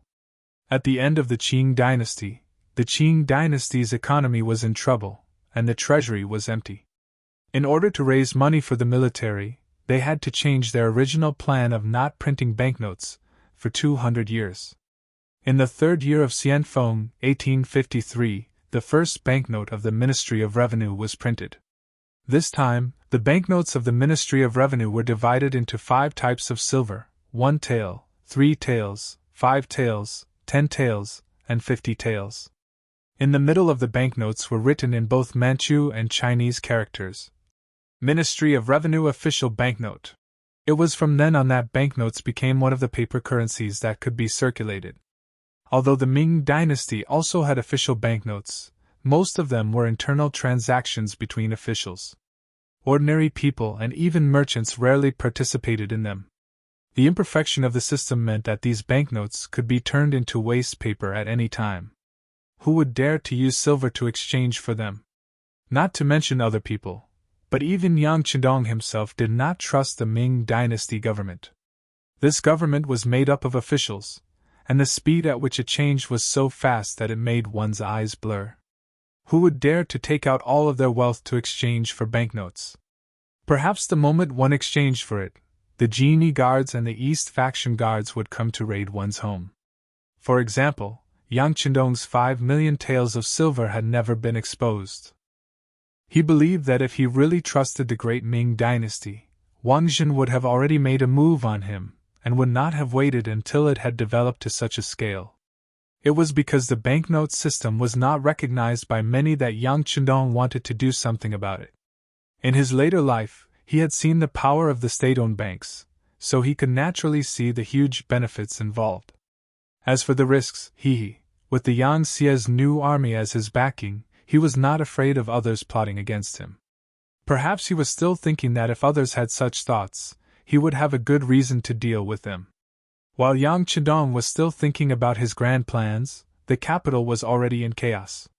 As the officials returned home from the court, the news of the Ming dynasty's defeat spread like wildfire. For a time, all sorts of things were said, and in a state of panic, a small number of people left the capital and headed south. Although there were not many of them, most of them were merchants. They had all left in fear after hearing that the Ming dynasty's army was defeated and that the Walla was about to arrive at the capital. When these people left, most of them took with them a large amount of cash from their homes. Perhaps it was said that merchants valued profits, and patriotism was not as reliable as profits. The departure of a portion of merchants caused the already tense atmosphere in the capital to become even more chaotic. Even some of the common people began to pack up. After 2 consecutive defeats, and the loss of the Ming dynasty's elites, they did not have much confidence that they could defeat the Walla. If they did not leave, they would most likely meet with misfortune. Not to mention, in the afternoon of that day, there was a rumor that the Walla cavalry drank human blood and ate human flesh to survive. Once captured, the women would naturally be humiliated, and the men and children would become food in their mouths. This news was far more effective than people saying that the Walla cavalry was brave and good in battle. The direct result was that a large number of people gathered at the city gate. If it was not for the city gate being closed at the time, who knew how many people would have left? The so-called news of the Walla eating humans was naturally released by the Security Bureau in order to attract big hoodlums and fish in troubled waters. However, this action seemed to be a little too big. At that time, the common people were not well informed and their knowledge was limited. Thus, they really believed the rumors, and in a short period of time, a wave of people left the city. The situation at the city gate quickly spread to the palace and into the ears of the acting patriarch, Zhu Qiyu. When he heard that his people were so panicked, the new emperor was scared out of his wits. If the capital became an empty city, how could it resist the Walla army? Could it be that he, the new emperor, was going to abandon the city and flee? If that was the case, where could he go? Zhu Qizhen of the Ying sect was probably waiting for him to make a fool of himself. Go and find out who spread the rumors. After we catch them, we will cut them into pieces. Zhu Qiyu's eyes seemed to spit fire as he spoke. Your Majesty, the embroidered uniform guards and the Eastern Depot will naturally investigate this matter. However, what is more important is how to pacify the people in the city. If these people really do leave the capital, then... Ji Ning, who had been urgently summoned, did not elaborate on what would happen. But one could imagine that if the capital became empty, the emperor would truly be a loner. In that case, this emperor would have undoubtedly failed. No! We can't let them leave. Beloved subject, do you have a good plan? Zhu Qiyu naturally understood the severity of the situation if things continued to develop like this, so he urgently asked Ji Ning if he had any good ideas. Your Majesty, this subject is incompetent, and does not have a better plan for now. However, in order to prevent the situation from spiraling out of control, this subject suggests that we temporarily close the city gates and allow only small towns to enter and exit. Moreover, we must conduct inspections and forbid the common people from taking money out of the city. In this way, the family property will naturally remain here and will not leave. As for how to deal with the Walla soldiers, Your Majesty must preside over tomorrow's morning court and discuss with the other officials a plan. Ji Ning had never seen anything like this before. Although he had followed several emperors and seen their ability to govern, this was mostly a power struggle between the emperor and the court officials. This was the first time he had ever seen an army pressing down on the capital. Zhu Qiyu was somewhat panicked, but he felt that Ji Ning's words were somewhat reasonable. He immediately agreed and placed all his hopes on tomorrow's morning court. After a sleepless night, the morning court began as scheduled. At the same time, the main gates of the capital were opened to side gates in the name of preventing Walla spies from sneaking in. Strict inspections were also carried out, and if anyone was found to be leaving the capital with large amounts of money, they would be arrested on the spot for all sorts of unnecessary crimes. Although this method was somewhat forceful, it truly did prevent the common people from leaving the capital. Chapter 172. It was under such a tense atmosphere that Yang Chendong entered the capital from the Yang family manor. It was the day of the return trip. He came to the Hu mansion with his new wife, Hu Yan, to visit his relatives. The inspection for leaving the city was very strict, but for entering the city, it was much more relaxed. This point was tantamount to slapping himself in the face, proving how ridiculous the so-called catching spies was. Since Yang Chendong became Marquis, the lineup when he went out had become much larger. It was the same this time. The number of servants and guards alone had reached 30, and there were nearly 100 strong men and maids carrying boxes. From this point of view, Yang Chendong had already violated the rules. According to the law of the great Ming dynasty, a marquis could only take 8 attendants at most when he went out, but he had 30 guards. Even if he took more than 100 strong men and maids with him, the team was indeed too large. If it was in normal times, those imperial censors would probably impeach him again. But now, the capital was in danger. Who was in the mood to worry about this? Of course, even in peacetime, Yang Chendong would not change what he had decided. He came to create rules, not to follow them. Besides, in order to marry Hu Yan, Yang Qindong had given Hu family at least 2 million things, which had once shocked the capital. But in the end, those were filial gifts from Yang Qindong, but this time, Hu Yan was filial to her parents. The meaning was naturally different. Of course, Hu Yan would feel proud and happy that so many good things were given to her family. But after all, she was already a member of the Yang family. Out of consideration for her husband, she still said the words of refusal. In this regard, Yang Qindong reached out to scratch her nose and said with a smile, "Silly girl, you are my woman now. So what if I give you some things? Besides, your sixth son has nothing but a lot of money. Don't worry. After these things are given out, your sixth son will not become poor." This little joke made Hu Yan inexplicably happy, and her nose was a little sore. Although money might not be able to prove anything, wouldn't taking care of his face and being forthright and magnanimous prove his importance? Thinking of this, she sighed that she had married the right person and chosen the right man. The vast army entered the capital. If it were any other time, such a scene would definitely attract a lot of onlookers, and even a lot of discussions and gossip. At the same time, it would also garner a lot of envious gazes. But at this time, everyone was thinking about how to leave the capital to take refuge. Who would have the time to care about such trivial matters and watch such a show? Seated in the spacious and luxurious carriage, Yang Qindong would occasionally look out the window, gathering all the information in his mind and gaining a more direct understanding of the situation in the capital. Hu Yan nestled in Yang Qindong's arms. It was rare that there was no one else in the carriage, so she became somewhat unrestrained. She completely disregarded her reserved appearance and leaned her head against Yang Qindong's chest, feeling the strong and powerful heartbeat with a face full of happiness. When the carriage stopped in front of the Hu estate and Hu Yan got off, her face was still flushed with happiness. When she saw her mother waiting in the hall, she excitedly ran over. In the imperial court, the atmosphere today was exceptionally tense.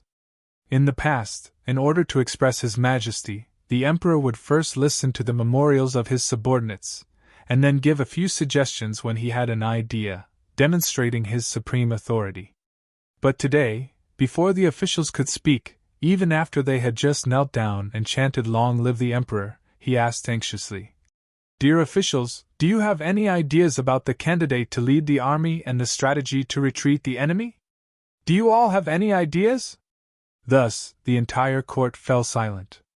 If one were to say that a great Confucian scholar who knew the 4 books and 5 classics, he could naturally name many people. But when it came to driving back the enemy and leading the army, how could it be so easy? Speaking of which, it had been a long time since there had been a major foreign war.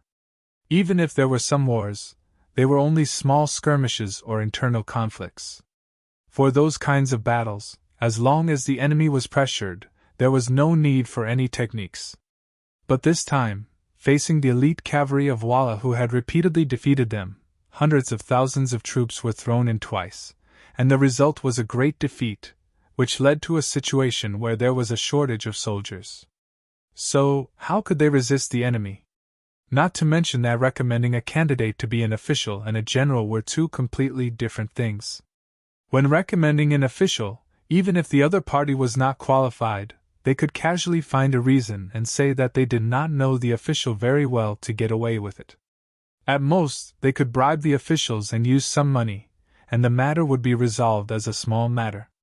But recommending a general to fight against the powerful army of Walla, if they did not do well, they would lose their heads, and even worse, the recommender would also be punished. So, who would do such a recommendation easily?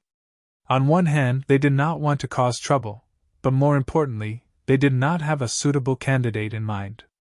In their eyes, the Tile army that even Ing Zong himself could not defeat was already an undefeatable army, an army that no one could defeat.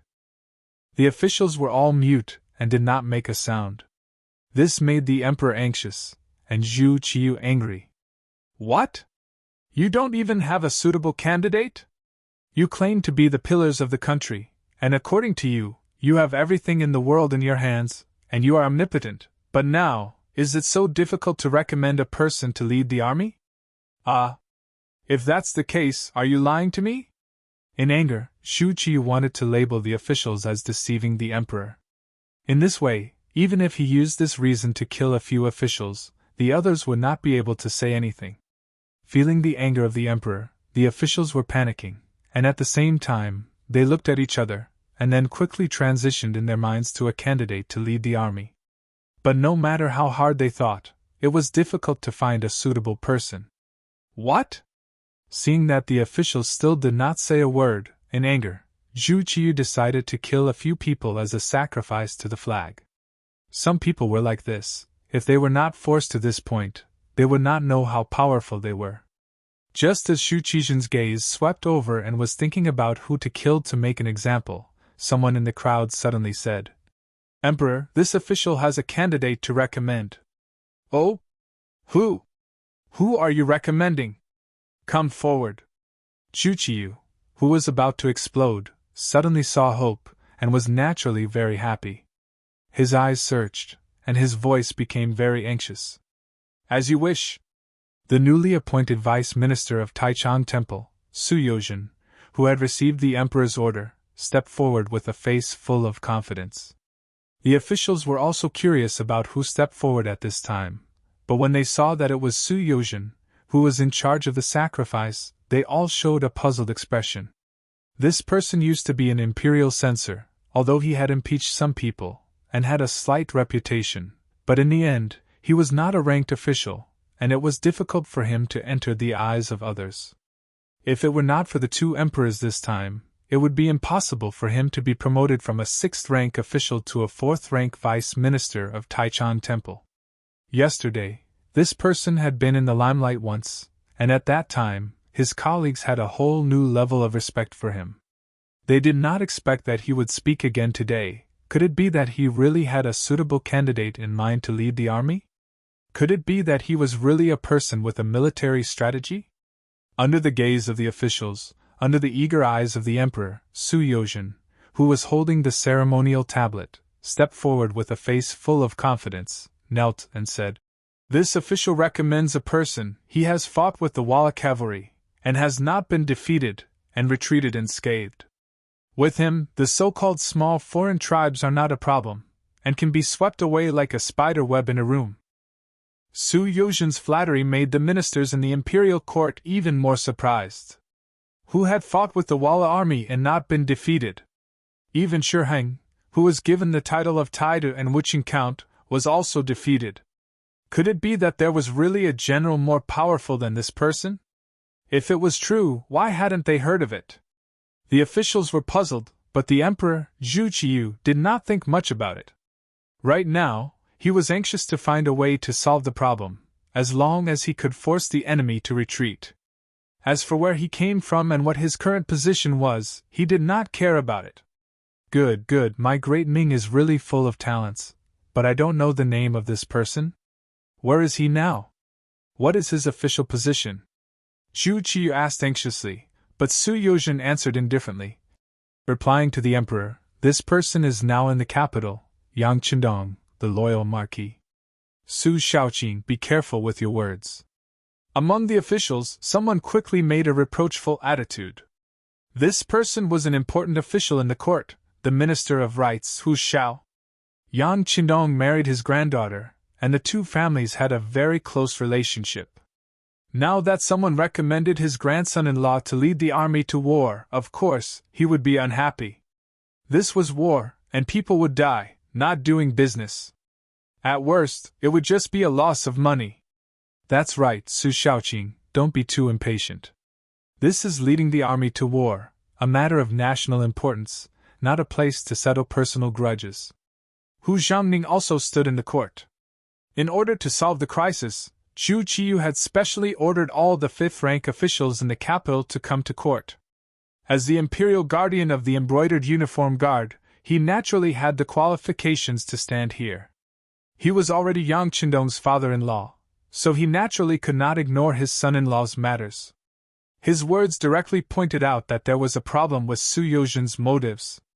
In fact, most people in the court remembered that when Su Yozhen was still an imperial censor, he had once impeached Yang Chendong for going to the red light district. After that, although Yang Chendong was unharmed, he was promoted. With this precedent as an example, it was no wonder that Hu Zhongning would think this way and even dare to point it out in front of the court. Su Yozhen, who was being rebuked by both Hu Xiao and Hu Zhongning, did not panic in the slightest. On the contrary, he maintained a slight smile and said, "Yes, when this official was an imperial censor, I truly did impeach the loyal Marquis. But that was only out of duty, not because of personal grudges. Now, this official is recommending the loyal Marquis both out of duty and to repay the Emperor's kindness in recognizing my worth. Moreover, this official can take responsibility for his words. If the loyal Marquis is unable to stop the enemy outside the capital, this official is willing to take full responsibility."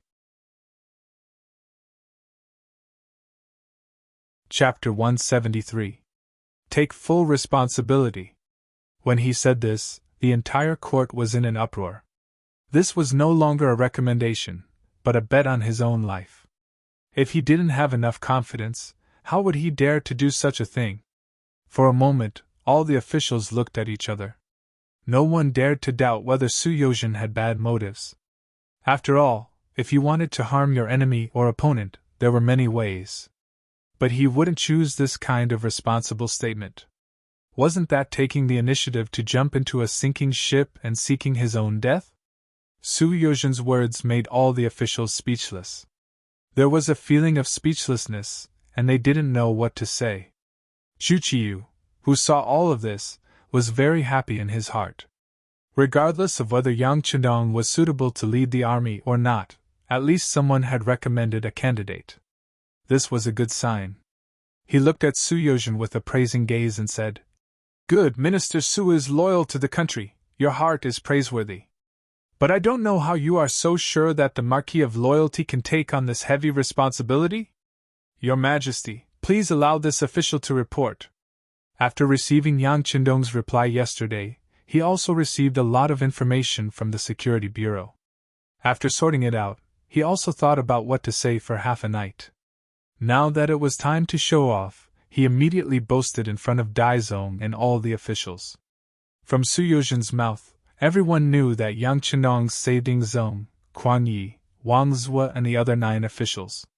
Only then did they know that the Marquis of Loyalty didn't rely on luck, but a mercenary army with a high price. They were using the latest firearms, which were not difficult to fire continuously. Moreover, they were extremely accurate. It was because of this army of 100 people that they were able to save the lives of Zong and the others in the chaos. This was the reason why they were given the title of Count of Loyalty and Courage. After explaining the situation in detail, Su Yozhen immediately kowtowed to the ground and vowed to Zhu Qizhen, "Your Majesty, this official is willing to use my life and the dozens of people in my family as a guarantee. If we can invite the Marquis of Loyalty and the mercenary army, it isn't impossible to withdraw the elite army of the Walla. This official asks for your Majesty's decree." His voice was impassioned and powerful, reverberating throughout the entire palace. Every word and sentence passed into the ears of the Emperor and the officials, but at this time, no one agreed. It was obvious that everyone was digesting what Su Yozhen had said and the information she had brought to them. Zhu Qiyu also didn't immediately make a decision. Su Yozhen's words alone were not enough to determine if Yang Chendong really had such an ability. This was a battle to protect the capital. If he made a mistake, he would lose everything he had and his life. If he lost this battle and the capital fell to the enemy, even if he killed Yang Chendong and Su Yozhen, what use would it be? He needed to think about it carefully, so he fell into deep thought. Ji Ning, who was extremely observant, saw that Zhu Qiyu hadn't spoken for a long time. She reminded him in a small voice, "Your Majesty, is it possible to withdraw from court first and discuss this matter at court tomorrow morning? Oh, let's end the court session." Zhu Qiyu nodded mechanically. Immediately, a drake-like voice rang out, "Court dismissed!" The Hu estate. Yang Chendong had been sitting in the main hall, accompanied by the chief steward of the Hu estate. When Hu Xiao and Hu Zhongning returned, the 3 of them greeted each other. Everyone else is dismissed. Hu Xiao glanced at the steward and Tiger's mane, who had been standing by Yang Chendong's side like a javelin. The steward withdrew. Tiger's mane also withdrew after receiving a signal from Yang Chendong. When only the three of them were left in the room, Hu Xiao took the initiative to speak. Loyal Marquis, do you know that someone recommended you to lead the army in the battle against the Walla? Hu Xiao asked directly, his sharp gaze piercing straight into Yang Chendong's heart. It was unimaginable that an old man in his 70s had so much experience in dealing with the world and pleasing countless people. Let alone a young man who wasn't even 20 years old. Such a gaze would make even an old official of the same court panic. Even Hu Zhongning, who was seated next to Hu Xiao, felt a wave of pressure wash over him. However, towards this, Yang Chendong was neither anxious nor slow, and his expression was incomparably indifferent. It was as if these words were not directed at him. Thank you for your concern, old master. Chendong is truly guilty. Calling Hu Xiao old master was not a common title at the time. This form of address caused Hu Xiao's expression to freeze. His sharp gaze and stern expression seemed to have faded a lot at this moment. Hu Xiao's aura was no longer overbearing. Yang Chendong spread out his hands and spoke with a sincere expression. Old master, father-in-law has something to ask, so I naturally do not dare to hide it. Su Yuzhen's intentions are my intentions. What do you mean? Yang Chendong's reply caused Hu Zhongning's expression to stiffen. He did not quite understand. On the other hand, his father, Hu Xiao, quickly understood everything. His gaze was filled with obvious surprise. Su Yuzhen is one of your people? When did this happen? Has she ever impeached you before? She has been one of my people since before the impeachment. Yang Chendong spoke extremely calmly, as if he was talking about something insignificant. There was not the slightest hint of pride. Controlling a rank 4 official of the imperial court was something to be proud of. However, no matter how one looked at it, he did not seem to care at all. It was as if everything was right and proper. This, Hu Zhongning finally understood. Of course, his face was filled with shock. Hu Dan was also shocked by these words. However, he had been in the imperial court for so many years after all. He quickly understood the crux of the matter. He was also incomparably shocked, but he did not show it on his face. Just by looking at his ability to maintain his composure, it was unknown how much better he was than his son. So that's how it is. It seems that this old man has worried too much. But you arranged for Su Yuzhen to do this? How confident are you? Hu Xiao knew that Yang Chendong was playing a very big game of chess, but he did not know exactly what he was going to do. He only knew that this grandson-in-law of his was filled with confidence. I don't dare to hide it from old master. I am 100% confident. Yang Chendong respectfully replied while inwardly praising Hu Xiao's reaction and judgment. 100%? This answer also startled Hu Xiao. His eyes lit up as if he was going to re-evaluate Yang Chendong at this moment. Since ancient times, no one had dared to say that they were 100% confident in war. Even if they knew that victory was certain, they would only say that they were 99% confident. This was all because reality was unpredictable and constantly changing. This was especially true when it came to war. Often, if one did not consider everything thoroughly, it could change the entire situation. Who dared to say that they were 100% confident? Yang Chendong was so sure, without the slightest bit of impetuousness.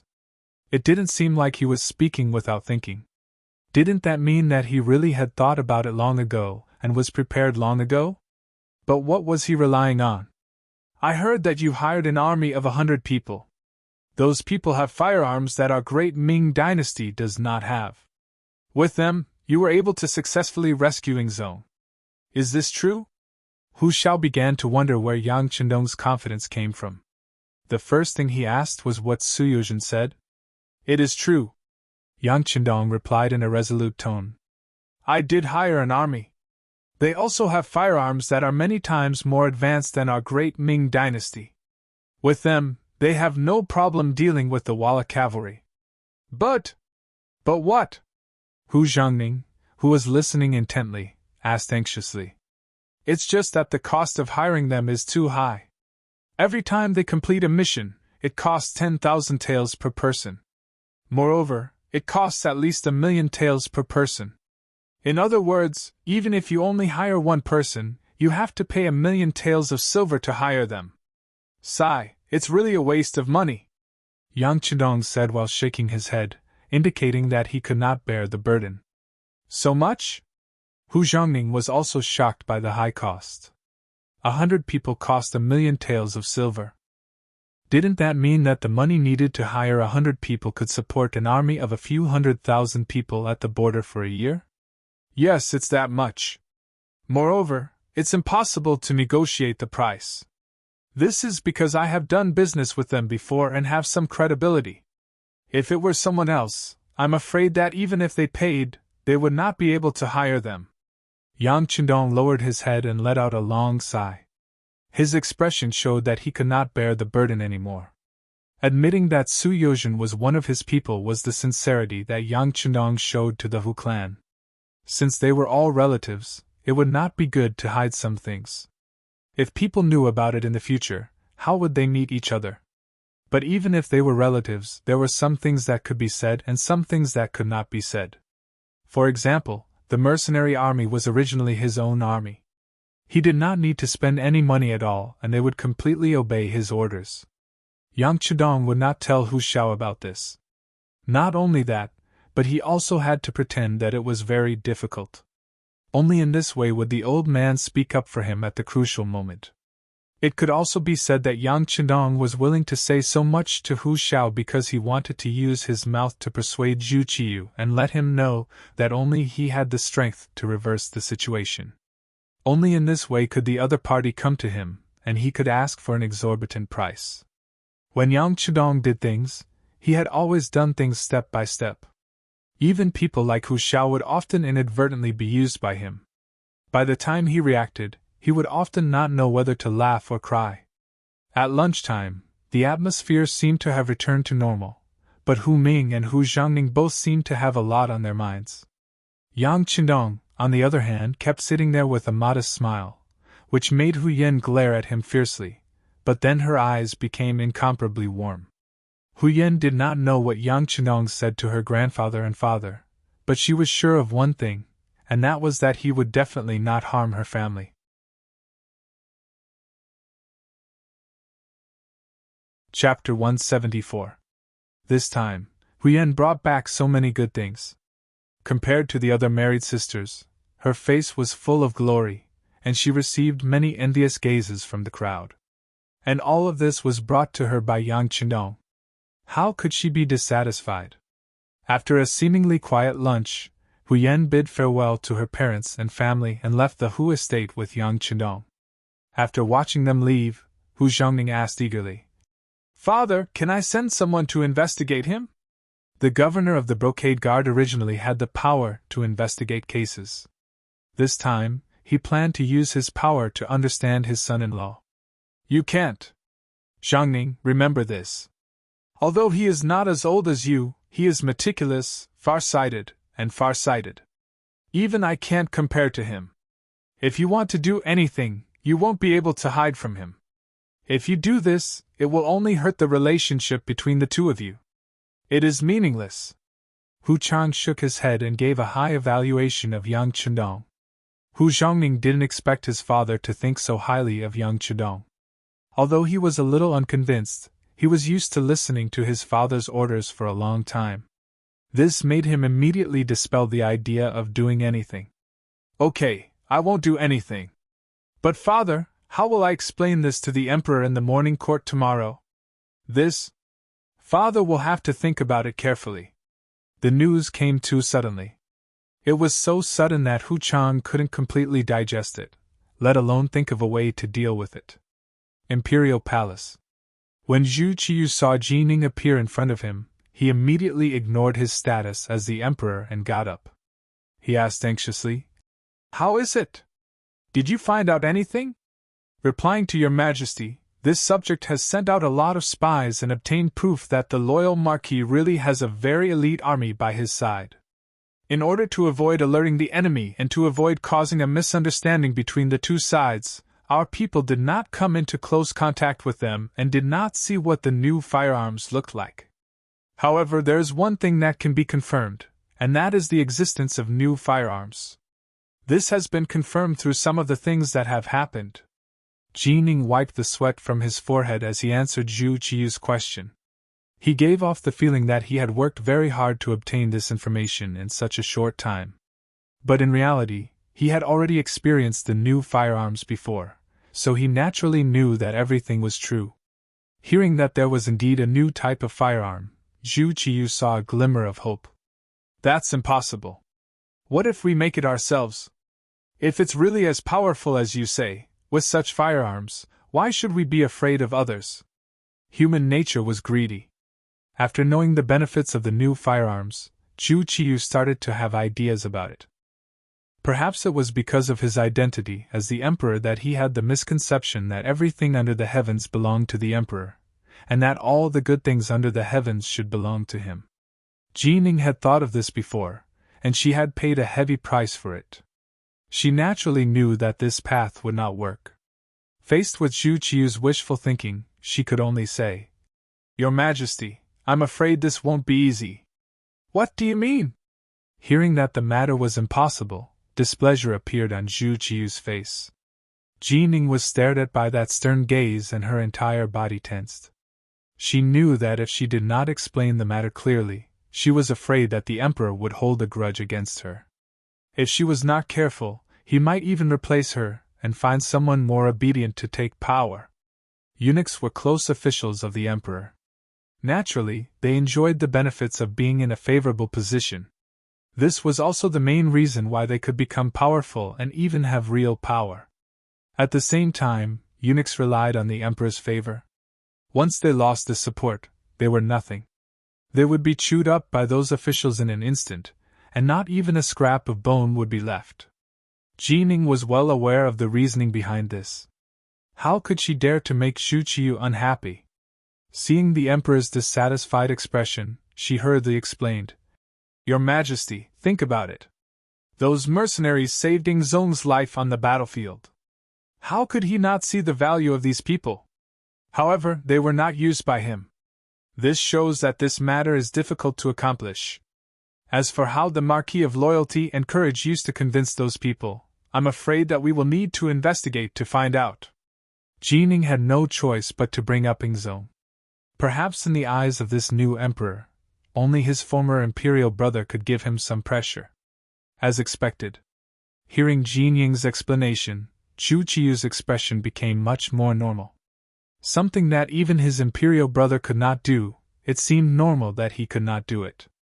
The new firearms were not easy to obtain, and the mercenaries would definitely not listen to him. Zhu Qiyu had no choice but to set his sights on Yang Qindong. He had long heard of this gifted scholar, Yang Qindong, who he had even conferred the title of the Marquis of Loyalty and Courage, attracted Zhu Qiyu's attention. "Beloved official, what do you think of the Marquis of Loyalty and Courage?" Hearing the emperor's thoughts change so quickly, Jining was startled at first, but quickly recovered. "Your Majesty, the Marquis of Loyalty and Courage is very talented. He also has the ability to earn money. He is a rare talent. However, how is his ability to command troops? This subject does not know." Jining had already encountered Yang Qindong more than once. Although the two of them hadn't interacted much, he had never profited from him. If possible, he really didn't want to provoke this kind of person. However, since the emperor had asked, he still had to answer truthfully. "That's right. This person's ability to earn money is very strong. Regardless of whether it is in the immortal abode or in the realm beyond heaven, it is said that he is in existence who earns large sums of money every day. Even that unremarkable Yang Bao, I heard that he also earns quite a bit of money. This kind of person is a talent, and should be used by us." Zhu Qiyu longed for someone with the ability to help him.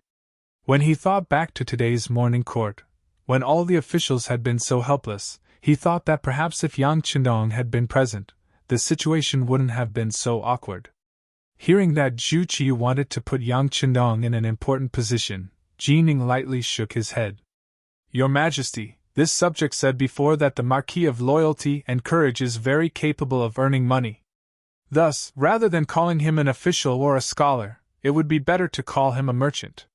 However, all merchants value profit over loyalty. No matter.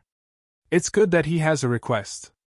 I'm afraid that a person has no desires. That way, we won't feel at ease using him. How about this, beloved official? Immediately go see the Marquis of Loyalty and ask him about the matter of asking him to go to war. If he agrees, we will give him command of the army.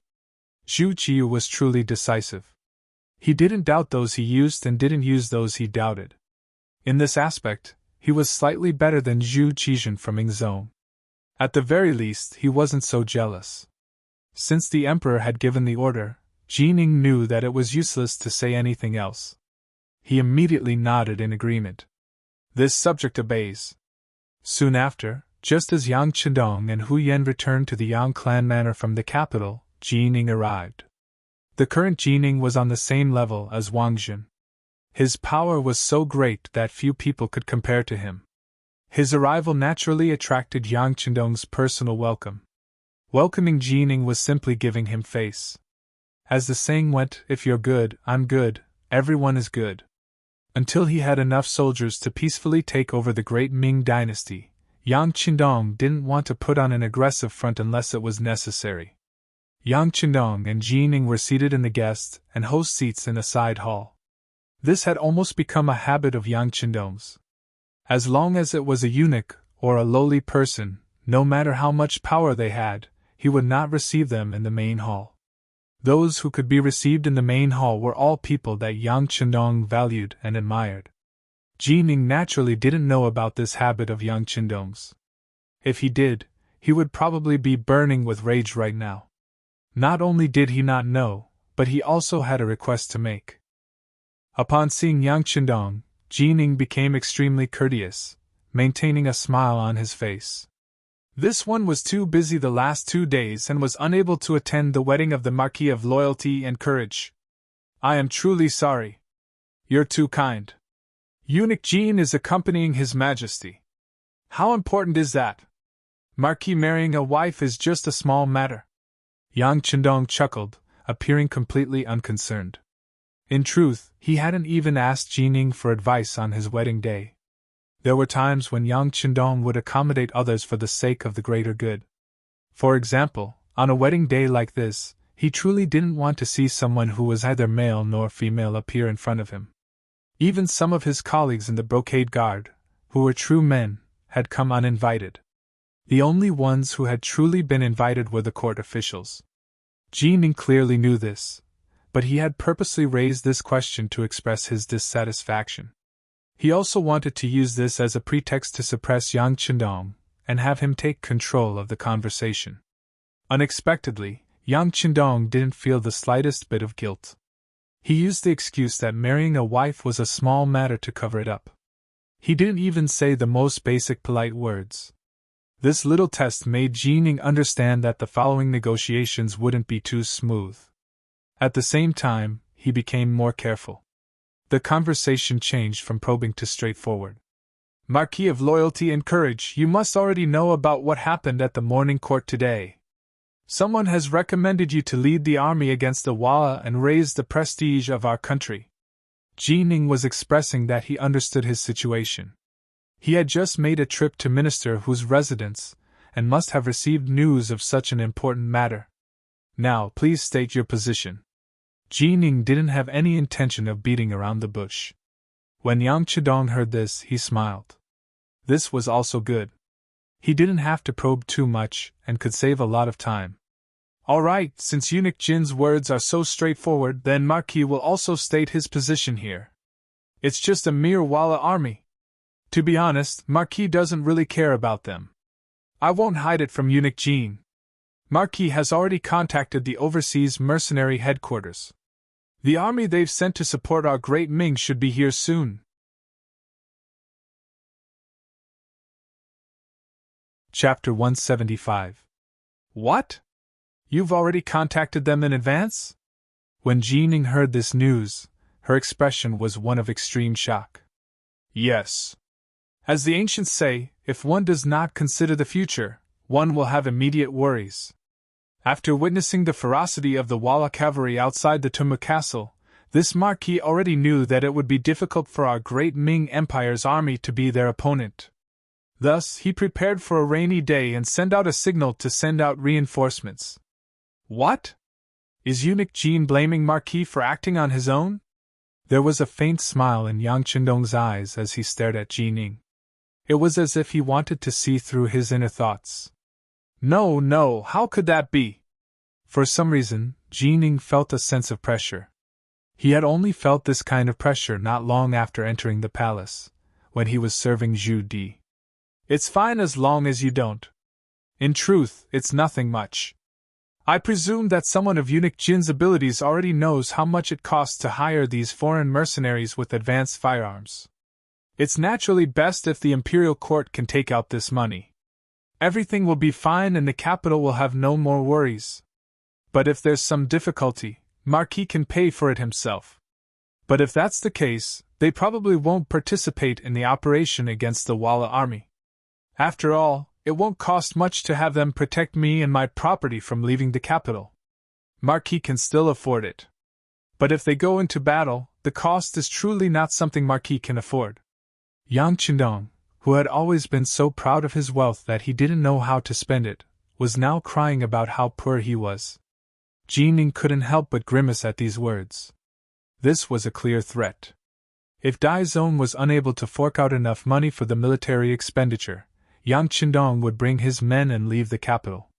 Perhaps he would directly seek refuge with Zhu Qizhen, who was currently settling down in Nanjing. If this was the case, Jining didn't even dare to imagine what sort of chain reaction it would set off.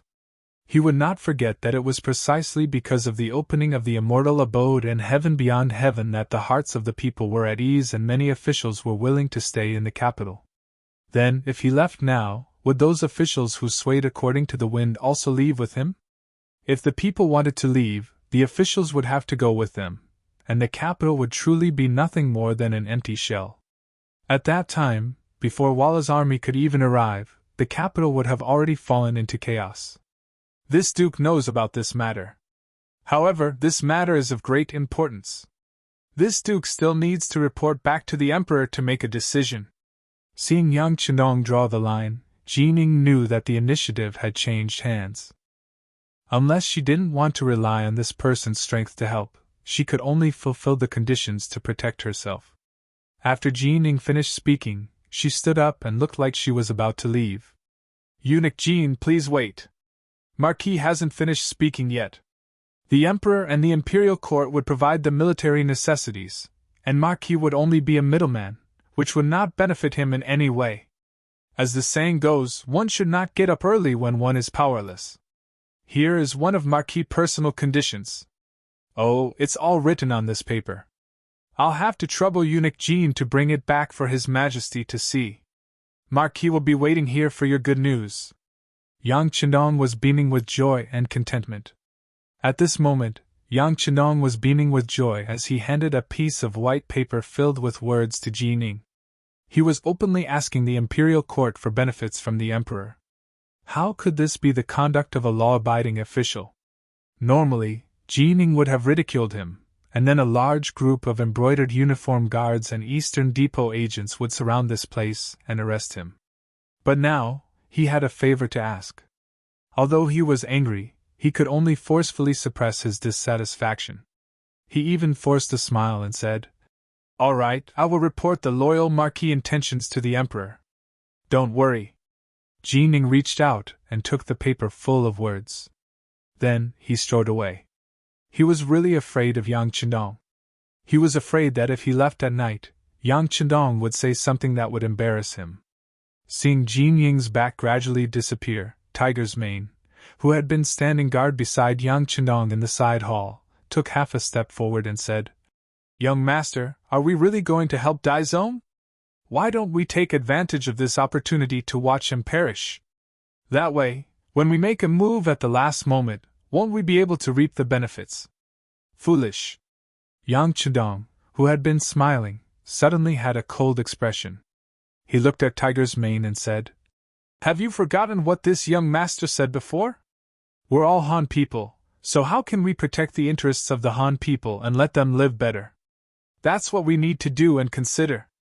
As for anything that harms the interests and lives of the common people, we must not do anything, understand? Yang Chendong was suddenly angry, which gave Tiger's mane a fright. He immediately half knelt on the ground and said, Young master, I was wrong. You are the director of the Security Bureau? When you have nothing to do, you should analyze the situation properly.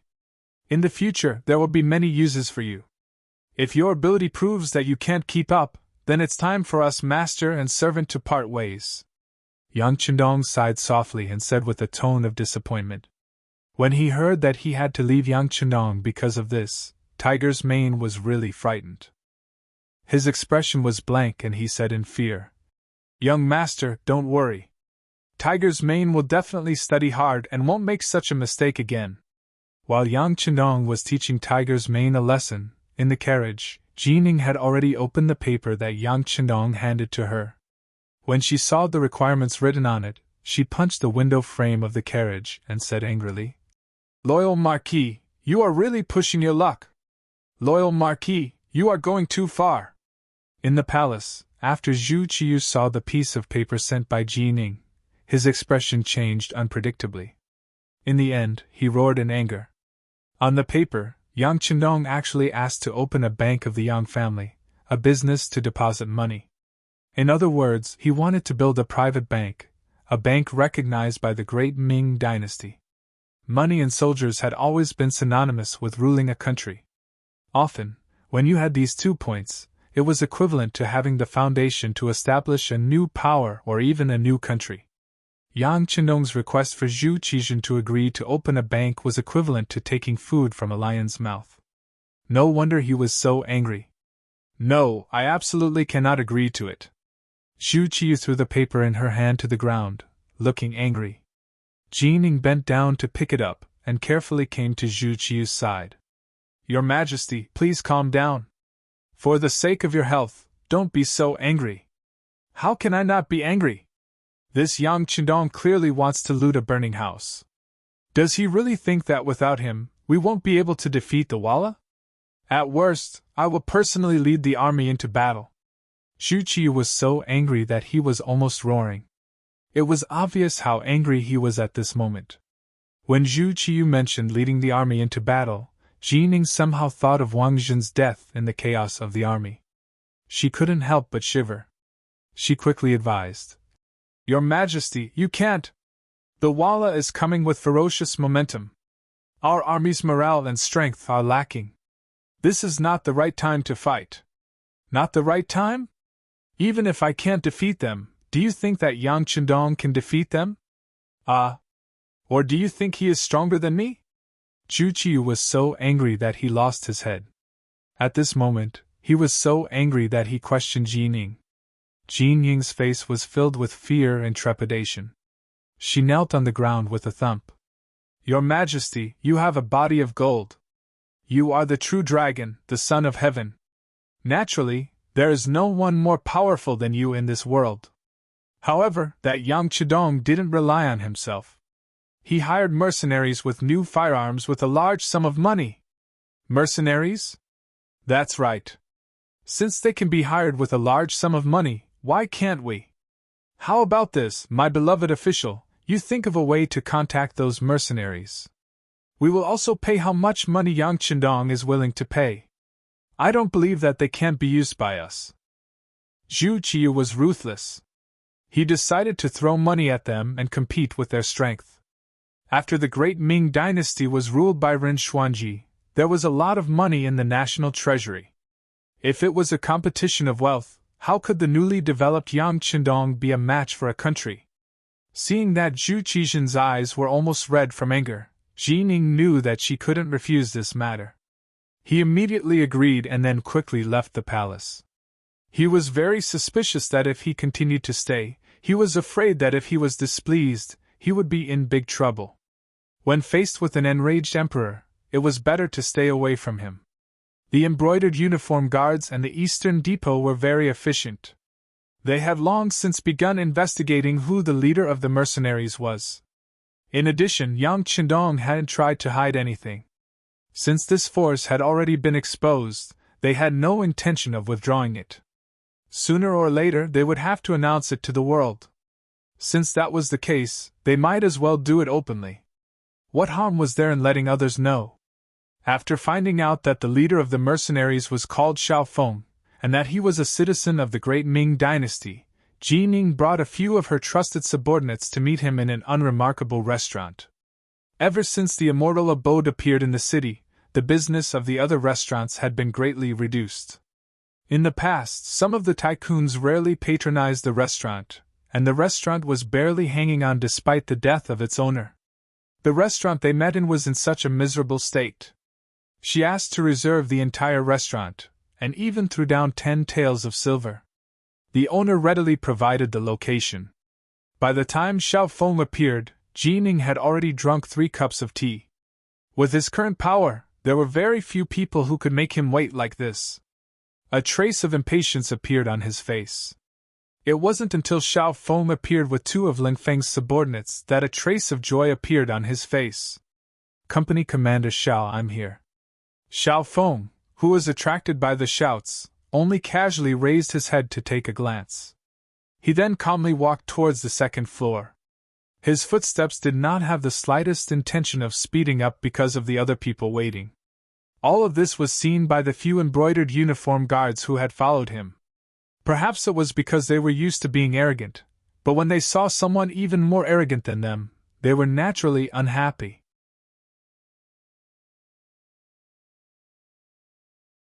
Chapter 176. He's an esteemed guest. All of you, behave yourselves. Don't interrupt as you please. Sensing the changes in her subordinates' emotions, Jin Ying's expression turned cold, causing her subordinates to become much more obedient. "Ha ha ha, Commander Xiao, it's an honor to meet you." After reminding her subordinates to behave, Jining saw that Xiaofeng had already reached the 2nd floor and was standing in front of her. She immediately laughed heartily. Xiaofeng noticed Jin Ying's enthusiasm, but he didn't show any reaction. Instead, he nodded and arrogantly sat down on a chair in front of the table. He crossed his legs and casually scanned the surroundings. "This restaurant's decor is too old-fashioned. It's too old-fashioned." What he meant was that the place Jining had chosen to meet him was a little too shabby.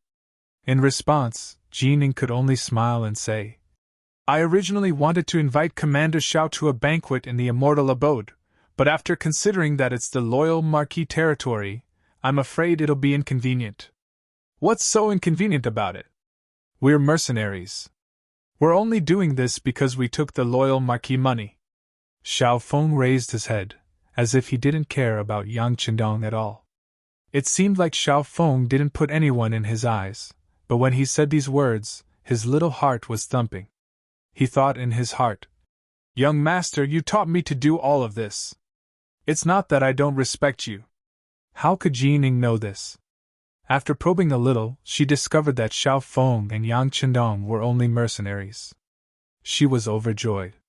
As expected, mercenaries only recognized money and not people. In that case, if others could hire them, wouldn't it be the same if they had money too? As she rejoiced in this information, Jining leaned forward and asked in a small voice, "Then if our emperor is willing to pay money to hire you, would you be willing to work for him?" "Why not?"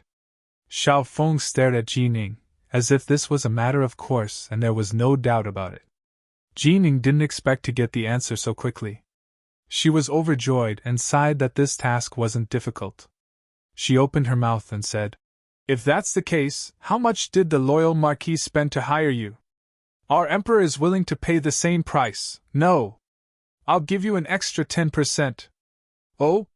Your emperor is willing to invite us? But what are you doing?" Xiaofeng pretended to be interested and asked.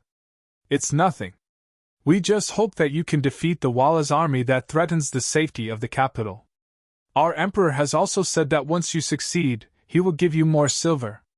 Jining was afraid that Xiaofeng would be afraid of war, so she purposely emphasized on giving them more money. Tiger's Mane had previously spoken to Xiao Feng on behalf of Yang Qindong about what would happen if he met Jining. He wasn't surprised at all that Jining had said. Thus, when he heard this, he said as they had discussed, "Eunuch Jin, I'm very sorry, but this isn't a problem with the money."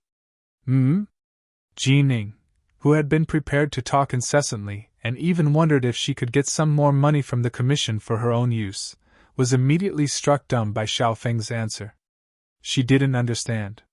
Just now, they had said that they could be hired with money, so why couldn't they do it now? Seeing the confusion on Jin Ying's large face, Xiao Feng shook his head and seriously said, "Eunuch Jin presumably knows that I am only a company commander and belong to a branch of the mercenary army. There are officers above me, so I can only report your request to the higher-ups. As for whether they will accept or not, that will depend on the higher-ups." "What? You mean that your position doesn't allow you to make the decision on this matter?" Jining had thought that Xiao Feng was the head of the mercenary army, but to her surprise, he didn't even have the authority to make the decision. "That's right, I truly don't have the authority to make the decision. Of course, if your emperor is willing, you can report the price first. I will immediately report the situation. I think it won't take long before we get a reply." Xiao Feng nodded and said in a businesslike tone.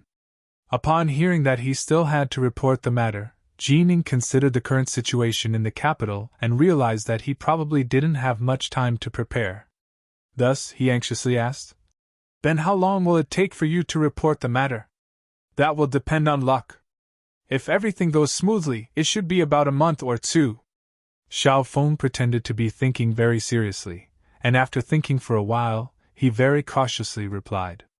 Yang Qindong had naturally thought of this answer so that Jining wouldn't have any other ideas. Reality proved that when Jining heard this answer, he immediately became listless. Only now did he realize that what Xiao Feng had said wasn't a problem with the money, but rather how to interpret it. This was Yang Qindong's method of giving people hope and then giving them disappointment. In order to prevent others from thinking that these mercenaries were directly related to him, he couldn't refuse Jin Ying's request, but he also couldn't fulfill his wish. In this way, the delaying technique could be put to good use. Jining left in disappointment, not even offering a price. He probably also knew that if he waited for Xiao Feng to report the matter, who knew how long he would have to wait? At that time, whether or not the capital even existed would be up in the air. Trying to change the situation would be pointless. Upon returning to the imperial palace, Jining truthfully reported his meeting with Xiao Feng to Zhu Qiyu. At this time, Zhu Qiyu had already awoken from his rage at Yang Qindong's request, or perhaps it could be said that he was no longer so angry. When he heard Jin Ying's report, he let out a long sigh and said, "So, we can only agree to the loyal Marquis request? I'm afraid that's the only thing we can do," Jining weakly replied. The emperor trusted him so much, but if he couldn't even handle such a small matter, he truly felt that he had no face left. "Beloved official, what do you think of this matter? If I agree to the loyal Marquis request and allow him to set up a private bank, what kind of adverse effect will it have on us?" Knowing that there was no other choice, Zhu Qiyu began to face the problem of the Yang clan's bank. Jining had already begun to consider this matter on the way back from the restaurant. Since the mercenary route was not feasible, they could only face Yang Qindong. The matter of the bank had to be placed before them. Hearing Zhu Qijin's question, Jining hesitated for a moment, and then a vicious light flashed through his eyes as he said, "Your Majesty, this might not be a bad thing. You can agree to let him set up a Yang clan bank. As long as Walla retreats, won't your Majesty have the final say in your territory? What if the loyal Marquis is not here one day? Don't you think that the money in the bank will be confiscated? If that's the case, everything the loyal Marquis is doing now is just making a wedding dress version." "Beloved official, is this what you mean?" Zhu Qiyu originally had this idea, but he was the emperor. This kind of matter of getting rid of the donkey after it had outlived its usefulness was not good, so as to avoid other people's gossip. However, Jining was completely different. He was just a eunuch.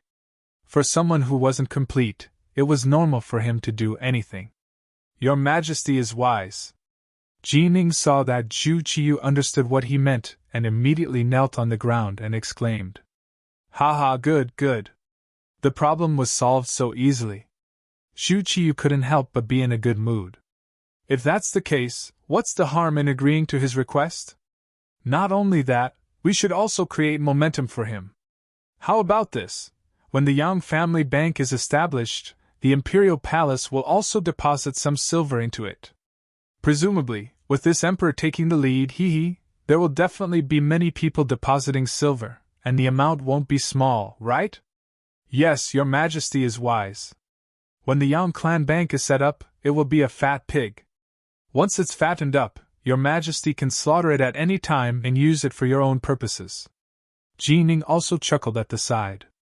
At this moment, the two officials had malicious smiles on their faces. If Yang Chidong saw this, he would definitely be overjoyed. In the Yang clan manner, Xiao Feng had already rushed back and reported the first sentence he said to Jining from the beginning to the end of their meeting. If Jining was present at this moment, she would definitely be very surprised.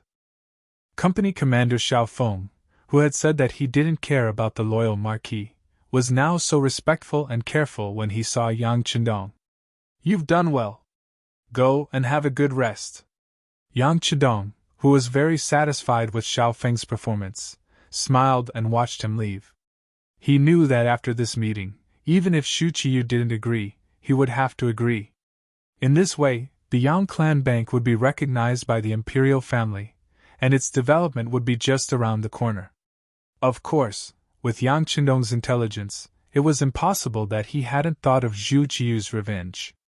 However, killing him was undoubtedly a fool's dream. He would let the other party be happy for a while. When the Yang clan bank really became strong, it would be too late for regrets.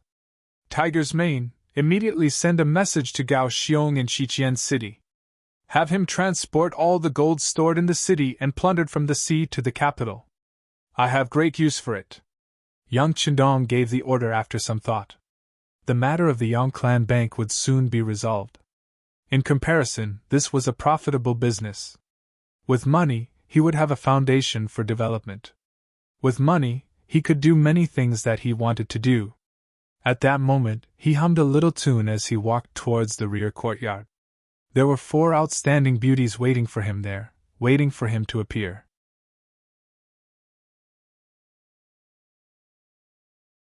Chapter 177. In the main hall of the Imperial Palace, the officials had gathered early in the morning for a meeting. There was only one topic for this so-called meeting: who should lead the army to battle Walla. In yesterday's imperial court, Vice Minister Su Yozhen of Taichan Temple had recommended that Marquis of Loyalty Yang Chidong lead the army. Zhu Qiyu had not agreed on the spot and had instead given the officials 1 day. Early this morning, this topic had become the first matter to be resolved. Last night, another report had come from the front lines. Commander and Commander-in-Chief Wuching Count Shiheng had led a defeated army of less than 30,000 retreating toward Daotong. There was nothing in front of Walla's army to block their path, and they were able to pass through Jiyong Pass and head straight for the capital. This meant that the enemy would arrive at the capital in 7 days at the slowest and 4 at the fastest. If the capital was still unprepared, it would be broken through and everyone would be captured or killed. With the situation so grim, a candidate had to be chosen. Jining announced the news she had received last night in front of all the officials. There were those in the imperial court who were terrified, uneasy, and pale. Civil officials used their mouths while military officials used their sabers. In times of peace, etiquette came first and reason was paramount. This naturally created a situation in which civil officials suppressed military force. But in an emergency situation, reason naturally did not make sense. Trying to reason with the enemy was tantamount to telling a tiger in the mountains to switch to a vegetarian diet. How laughable was that? It was no different from walking into the tiger's den. When they saw that the war was unavoidable, the civil officials naturally shut their mouths. On the contrary, they even revealed expressions of fear. They were completely different people compared to how they were in the past, talking about the past and discussing the present. Who wouldn't be afraid of death? After repeated defeats, Walla's army had placed an enormous pressure on the officials. One could truly say that they paled at the mere mention of it. In this situation, now that there was a candidate to recommend, the officials naturally did not hold back on their praise. Minister of War Ming proposed that Marquis of Loyalty Yang Chendong lead the army. This new minister was truly rather afraid that if there was no suitable candidate, Dai Zone would have him lead the army into battle. If that happened, what difference would it be from sending him to his death? With the Minister of War taking the lead, the other officials naturally agreed. At this moment, they were treating a dead horse as if it were still alive. And it wasn't just the officials. Even Hu Xiao and Hu Changning, who had opposed the idea yesterday, were now among the officials who supported it. Not only did they support Yang Chendong leading the army, they also requested that he be given great authority. They also said that if the army could not be unified, countless variables could appear on the battlefield.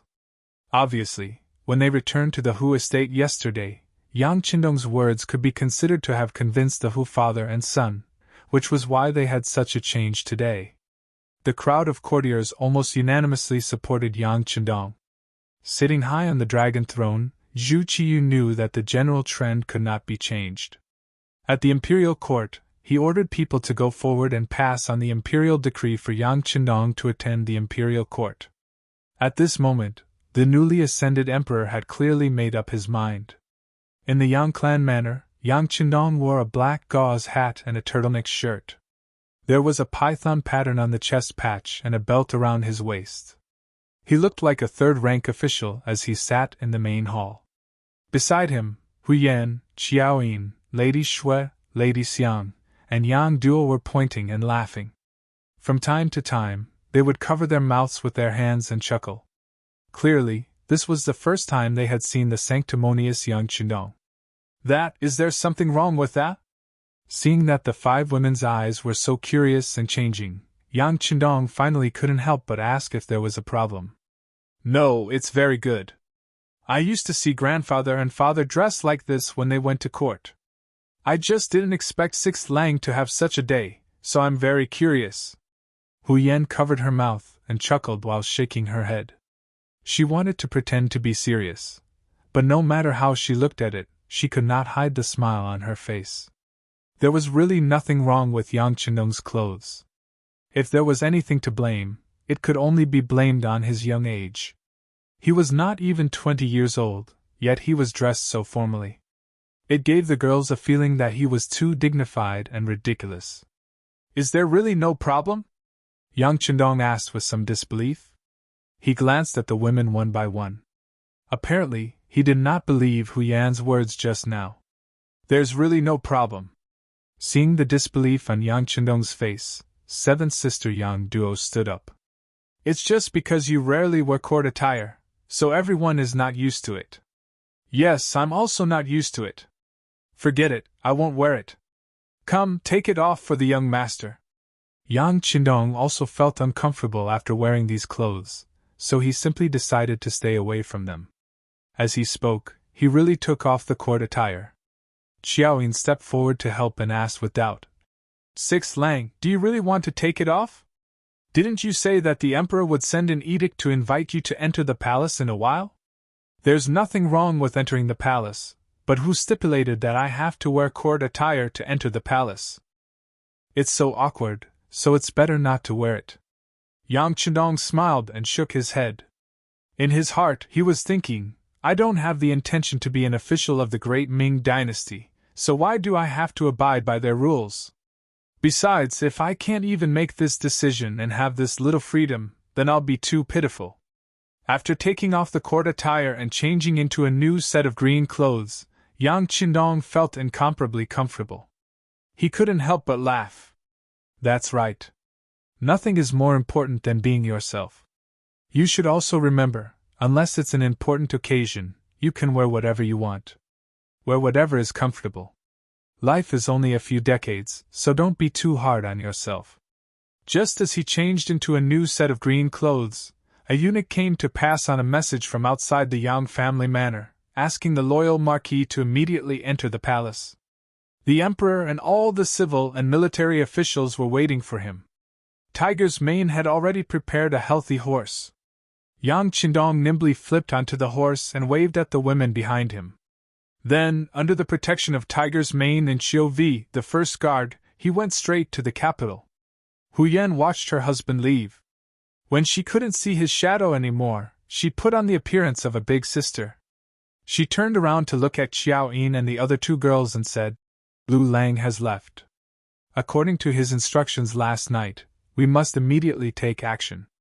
Second sister Xiao Yin will stay in the Yang family manor to take care of the overall situation. Third sister Lady Shui and fourth sister Lady Xiang will go to the capital. As long as there are cheap properties and fields, buy them and register them.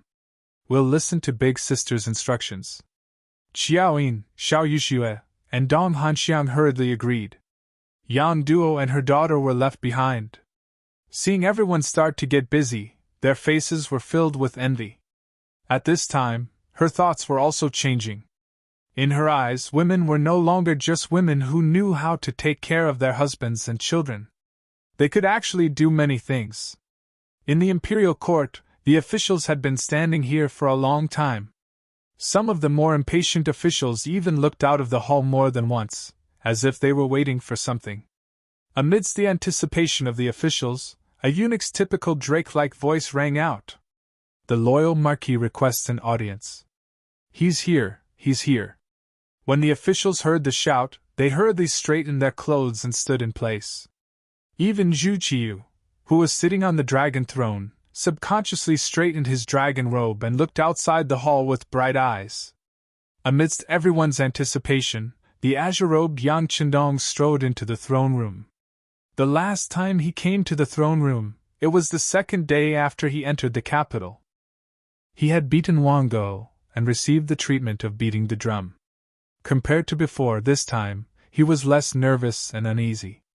The imperial court had long ago decreed that when entering the hall to meet the emperor, one had to wear the corresponding official robes.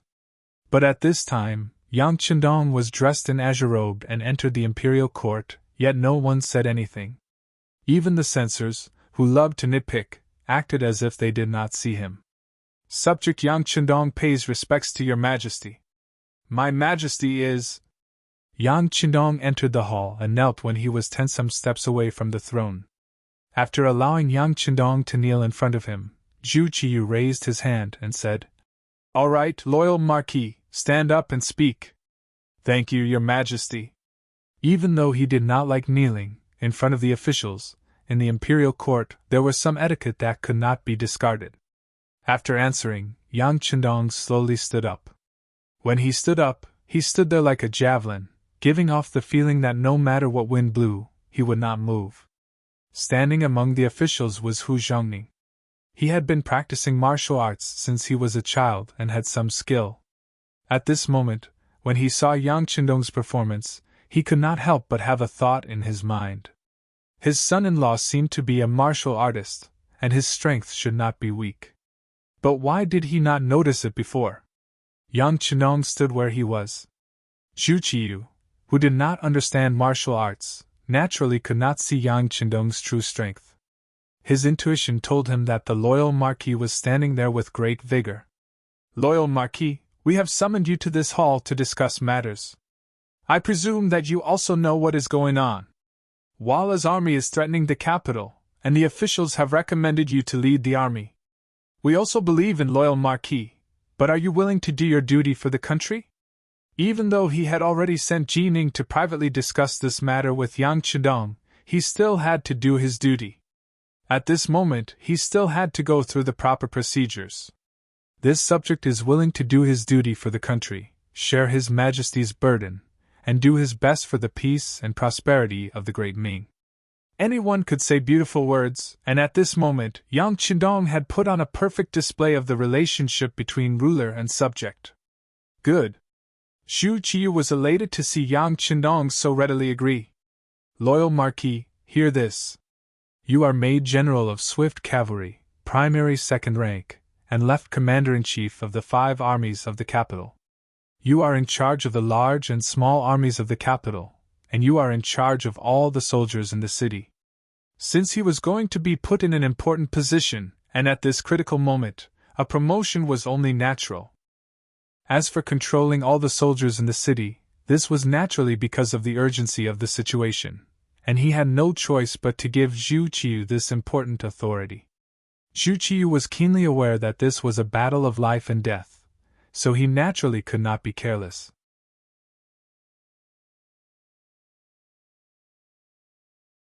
Chapter 178. This subject accepts the decree and thanks for your Majesty's grace. Yang Chendong knelt and bowed. Zhu Qiyu had only accepted the decree and didn't make any promises. He knew that it wasn't enough to just give Yang Chendong military authority, and it was time to state the conditions that they had agreed on. Otherwise, if he didn't put in any effort, it would be equally dangerous. His gaze first swept across the officials before landing on Yang Chendong. This time, the Walla has invaded the borders and is heading straight for the capital, causing the capital to be in danger. I heard that the price of grain has skyrocketed, and the value of gold and silver has shrunk, causing the commoners to panic. With this in mind, we believe that this isn't only due to Ing Zongxin's defeat, but also due to the merchants taking advantage of the situation. Thus, we have decided to open a private bank among the commoners. Loyal and courageous Marquis, we wish to hand over this responsibility to you and request that you stabilize the price of goods in the capital in the shortest time possible. Are you able to do so? He first talked about the situation in the capital, and he didn't forget to mention the matter of Ing Zongxin's defeat. Then, he threw out the idea of establishing a private bank and asked for Yang Chendong's opinion. These scenes made the officials feel overwhelmed. Only Yang Chendong had an indifferent look on his face. He had long expected such a result. This was originally a matter that had been discussed. Just as Zhu Qiyu thought, if he was only given military authority and no other benefits, he might still defend the capital, but that was it. However, if he obtained enough benefits, he would be able to fight this battle beautifully. After kneeling and bowing 3 times, Yang Chendong finally revealed some gratitude. This subject is willing to establish a private bank and contribute to the economic development of the great Ming dynasty and the stability of the country. At the same time, this subject intends to change the name of the private bank to the Yang Family Bank. At that time, this subject will pay 2 million taels of silver to the national treasury every year as business tax. I ask for your Majesty's permission. Hiss! A series of gasps could be heard in the hall. As for the matter of establishing a bank and changing its name to the Yang Family Bank, many people still didn't understand what was going on. However, there was one sentence that was very clear. That was, if a bank was willing to hand over 2 million taels of silver to the national treasury, that was equivalent to half of the annual agricultural tax. What kind of figure was this? It was also money that many officials could not earn in their lifetime, or even several lifetimes. However, it was easily promised by Yang Chendong. How could people not be shocked when they heard it? For real! Emperor Zhu Qiyu was the most surprised.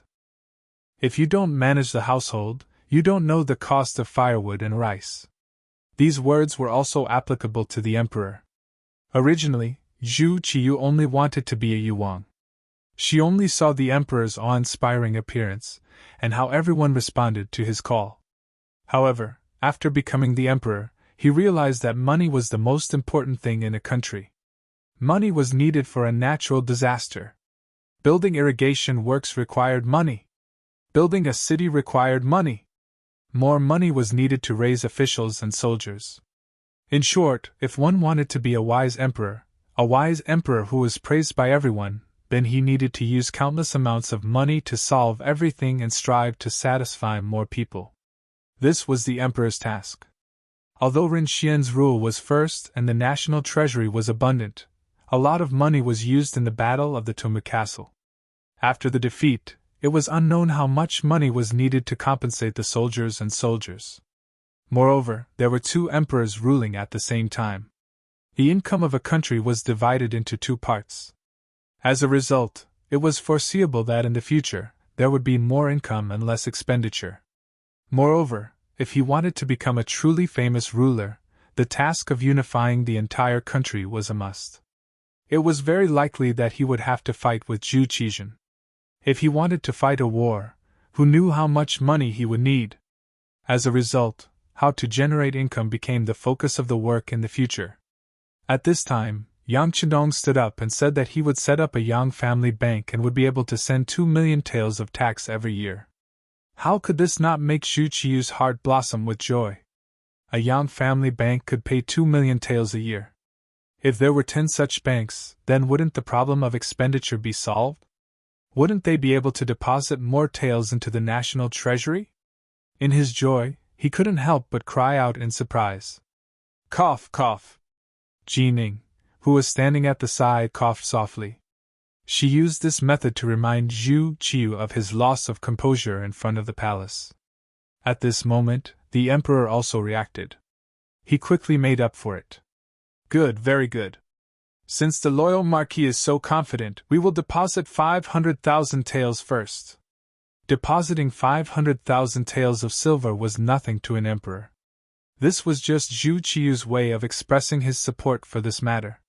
Many thanks, Your Majesty, for being the first customer of the Yang family bank to deposit money. This subject will give you a monthly interest of 0.45%. That is, 500,000 taels of silver. The monthly interest is 2,250 taels of silver. Yang Qindong quickly thought and gave an answer. With a monthly interest of 0.45%, that was 100 taels of silver. The monthly interest would be 450 taels of silver. 1,000 taels of silver would be 450 taels of silver. 10,000 taels of silver would be 45 taels of silver. This kind of interest was still very high. At least, it was higher than the current interest of a modern bank. This naturally became a great temptation, causing the eyes of the other ministers to light up when they heard the result. 500,000 taels of silver. The monthly interest would be 2,000 taels of silver. That was enough money for many large families to spend for 2 to 3 months or even longer.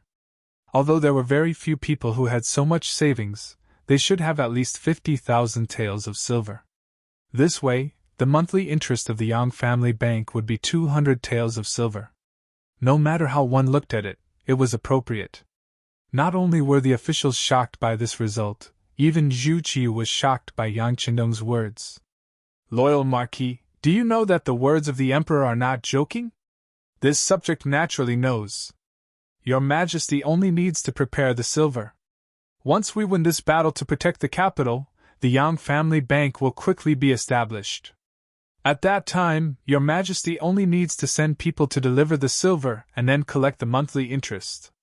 Yang Qindong said with confidence. Although the interest of this deposit was not low, it was nothing compared to the interest he set for the loan. As a modern person, he naturally knew that money only had an important use in circulation. If everyone saved their silver and did not use it to stimulate consumption, the progress of society would be much slower. Zhu Qiyu naturally believed Yang Qindong's words. In front of the officials, he said, Good, then we will wait for the opening of the Yang family bank. Ha! With Zhu Qiyu's laughter, the court session came to a successful conclusion. However, when the officials walked out of the hall, not many of them revealed relaxed expressions.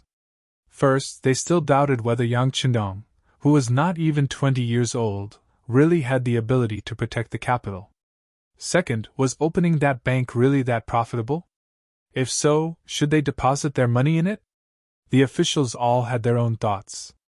Yang Qindong did not leave with the officials. Instead, after watching Emperor Zhu Qiyu leave, he was called to the side by Jining to discuss the details of the next step. Jining was resting in a courtyard within the palace. In a pavilion built on water, the two of them sat facing each other. Loyal Marquis, have a taste of this Duke's tea leaves. Jining was all smiles. The defense of the capital would depend on this person, so this was naturally not the time to be giving him the cold shoulder. On the contrary, he was waiting for Yang Qindong to state his conditions, the treatment of the mercenaries. Both Zhu Qiyu and Jining were keenly aware of this. They had placed Yang Qindong in command not because of his military talent, but because he could directly order the mercenaries with the new firearms. Even Yang Chidong himself knew that relying on the 10,000-some soldiers in the capital was simply not enough. In the end, he still had to rely on the new soldiers he had trained. Since this was the case, he naturally had to obtain enough benefits. Otherwise, this opportunity to demand an exorbitant price would be hard to come by again. The tea leaves are pretty good. It seems that eunuch Jean has some good stuff, Yang Chenong said with a dazzling smile, seemingly very satisfied with Jean Ying's hospitality. Since this was a negotiation, a relatively harmonious atmosphere was naturally of utmost importance. It was not a life-and-death battle between two enemies. It was just a matter of money. This required excellent patience and a good atmosphere. Ha ha ha, loyal Marquis, you praise me too much. This Duke is simply being rewarded by His Majesty. Jining threw his head back and heartily laughed, his good mood written all over his face. How could he not know that this was an opportunity for Yang Chenong to ask for benefits, as well as an opportunity for him to obtain benefits? Although the two of them were very different in age, they both had the heart of a fox.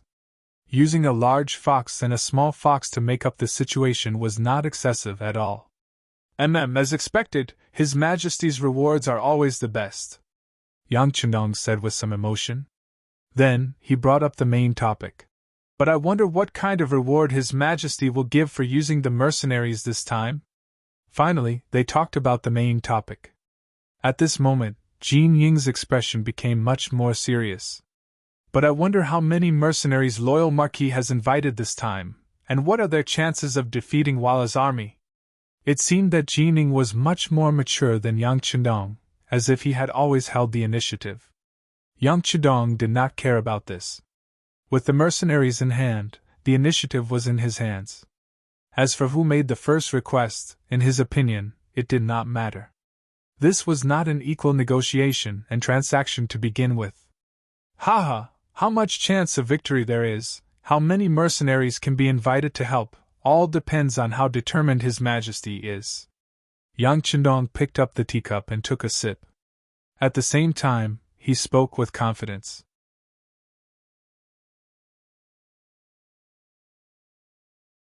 Chapter 179. Oh? Based on what you're saying, if the Emperor's reward is enough, we can definitely win this battle? Jining was not very interested in Yang Chenong's boasting. He was just a young boy who was not even 20 years old. He had only been on the battlefield once, and relied on his so-called advanced firearms to save Zhu Qizhen. Did he really think that he could treat all the heroes of the world as if they were nothing? Could he really treat the Tile army as if they were invisible? Wasn't he being too arrogant? Jining wanted to strike a blow at Yang Chenong and weaken his momentum. Then, during the negotiations, he would have more power to take the initiative, and naturally be able to obtain more benefits. Yes. Marquis has absolute confidence, Yang Chenong replied confidently. There was still a calm smile on his face.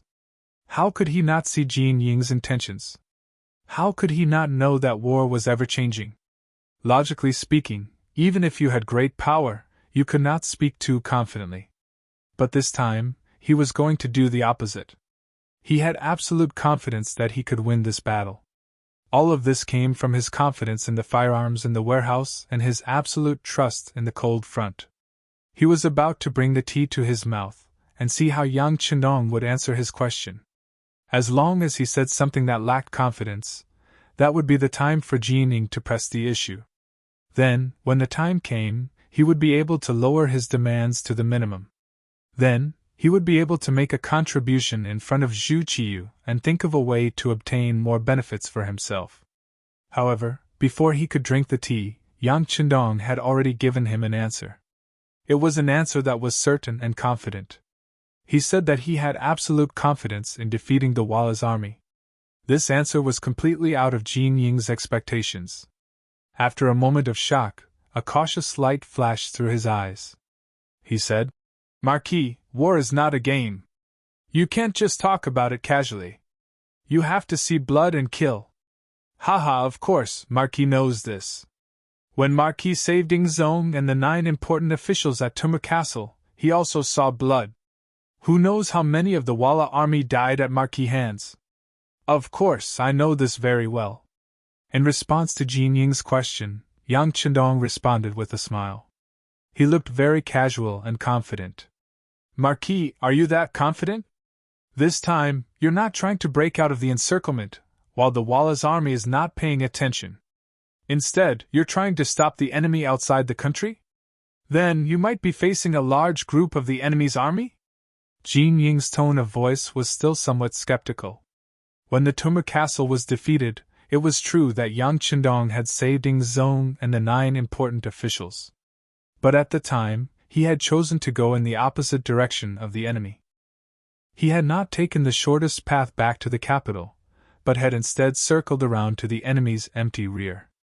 Jin Ying had long ago had the embroidered uniform guard investigate this matter. It was precisely for this reason that he believed that while the strength of the mercenaries was impressive, they could only fight on a small scale. In a real battle, these so-called new firearms would not be of much use. Based on what he understood, Jin Ying did not believe that the mercenaries were omnipotent and invincible. But what he did not know was that the reason he had chosen to go to the enemy's rear rather than to protect Ying's zone was because Yang Chendong had intended to do so. He had done this in order to prepare for the simultaneous reign of 2 emperors and give Zhu Qiyu enough time to ascend the throne. Otherwise, if he had really taken the shortest path to the capital with the Lingfeng army, how could there have been the matter of Zhu Qiyu ascending the throne? Of course, Yang Chendong wouldn't explain this to anyone. Otherwise, everyone would know what Sima Zhao's intentions were. It was precisely because he could not explain this matter to anyone that Jin Ying had misunderstood. He thought that the mercenaries were only slightly stronger than ordinary soldiers and were not truly invincible. Since he had questions, he naturally had to answer them. In response, Yang Chendong smiled and said, Marquis said that we can defeat the Walla army, so we can naturally do it. Of course, this all depends on how much silver His Majesty can give us. As the saying goes, before the troops and horses move, the provisions move first. I'm sure Eunuch Jin understands this principle. This is only natural. Jin Ying nodded. Seeing Yang Chendong so confident and giving such an absolute answer when asked about the outcome of the war, the great eunuch was very curious as to how much this person wanted. Since the loyal Marquis is so confident, this is naturally a great thing. Presumably, when we really win the battle, the Emperor and the common people will definitely be grateful to the loyal Marquis. However, I wonder how much money it will cost. There's no need to say thanks. As a subject of the great Ming dynasty, one of Marquis' responsibilities is to defend the country from the enemy. At the very least, the amount of silver is not what Marquis wants. It's just that the strength of the mercenaries is too great. The price to pay for their help is very high. Yang Chendong looked as if he wanted to explain in detail, but he was interrupted by Jin Ying. All right, we are all understanding people and smart people. There's no need to go into so much detail. You only need to tell me the amount of silver you need. When the time comes, I will naturally report it to His Majesty. Jin Ying interrupted Jin Ying. This was her way of expressing her reluctance. At the same time, it was also a signal that everyone was understanding people. There was no need to beat around the bush. It was better to directly state the amount of benefits needed in order to be willing to work. Jin Ying felt that she had seen through the loyal Marquis. Yang Chendong did not explain this. There were many things that had to be told in the end. Before that, everything would be in vain. He only chuckled and said, Eunuch Jin is a straightforward person. Since that's the case, Marquis will not be pretentious. How about this? We need this amount to win this battle. As he spoke, Yang Chendong extended his right index finger. 1 million? Jin Ying chuckled. She had thought that Yang Chendong would ask for an exorbitant amount. However, when she saw that he had only extended a single finger, she immediately laughed. Young people were young. Their appetite was small and their determination was lacking. He had exposed his bottom line so quickly, and it was only 1 million taels of silver. Chuckling, Jin Ying once again brought the tea to her mouth. The corners of her mouth curled up into a mocking smile. Yang Chendong also chuckled. he was in no hurry to explain. When he saw Ning pour the tea into her mouth, he suddenly said, "I think eunuch Jean has misunderstood. It's not 1 million but 10 million. Pfft." As expected, she spat out a mouthful of tea. Seated across from her, Yang Chidong was prepared. He casually tilted his body, allowing the tea to fly past him without splashing on his body. Ning did not care about this sudden loss of composure. He didn't even ask if the tea had landed on Yang Chidong. Instead, he glared at the person in front of him. After around 4 or 5 breaths, he clenched his teeth and squeezed out each word. "Loyal Marquis, this is not the way to ask for benefits. Even if the capital is somewhat dangerous, this is not the time to ask for an exorbitant amount." Although she warned Yang Chidong, she was inwardly cursing his greed. 10 million taels of silver? Did she think that silver could fall from the heavens? If there really was 10 million taels of silver, who knew how many soldiers could be trained and how many elite divisions could be created? No, no, no! Yang Chidong raised his right index finger and shook his head. This isn't asking for an exorbitant amount. This is just how much the war needs.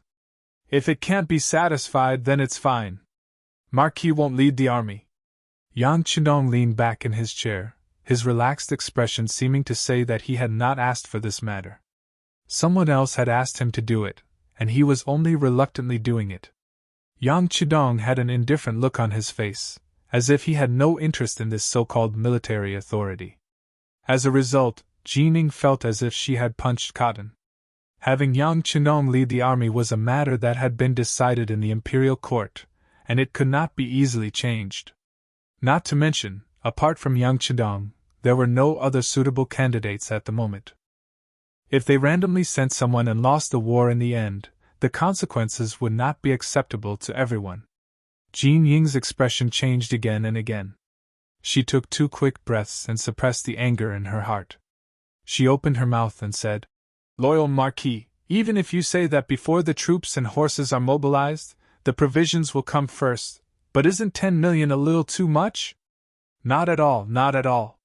Seeing that Ning was beginning to take his request seriously, Yang Chidong had a carefree smile on his face as he said, "Eunuch Jean probably doesn't know, but for the sake of victory, I invited 300 more mercenaries.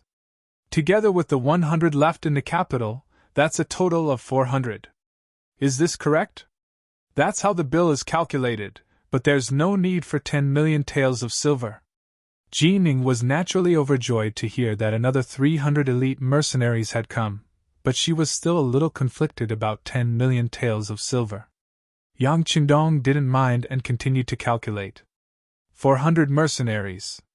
Normally each of them would cost 10,000 taels of silver. I trust that eunuch Jean has heard of this before. Correct.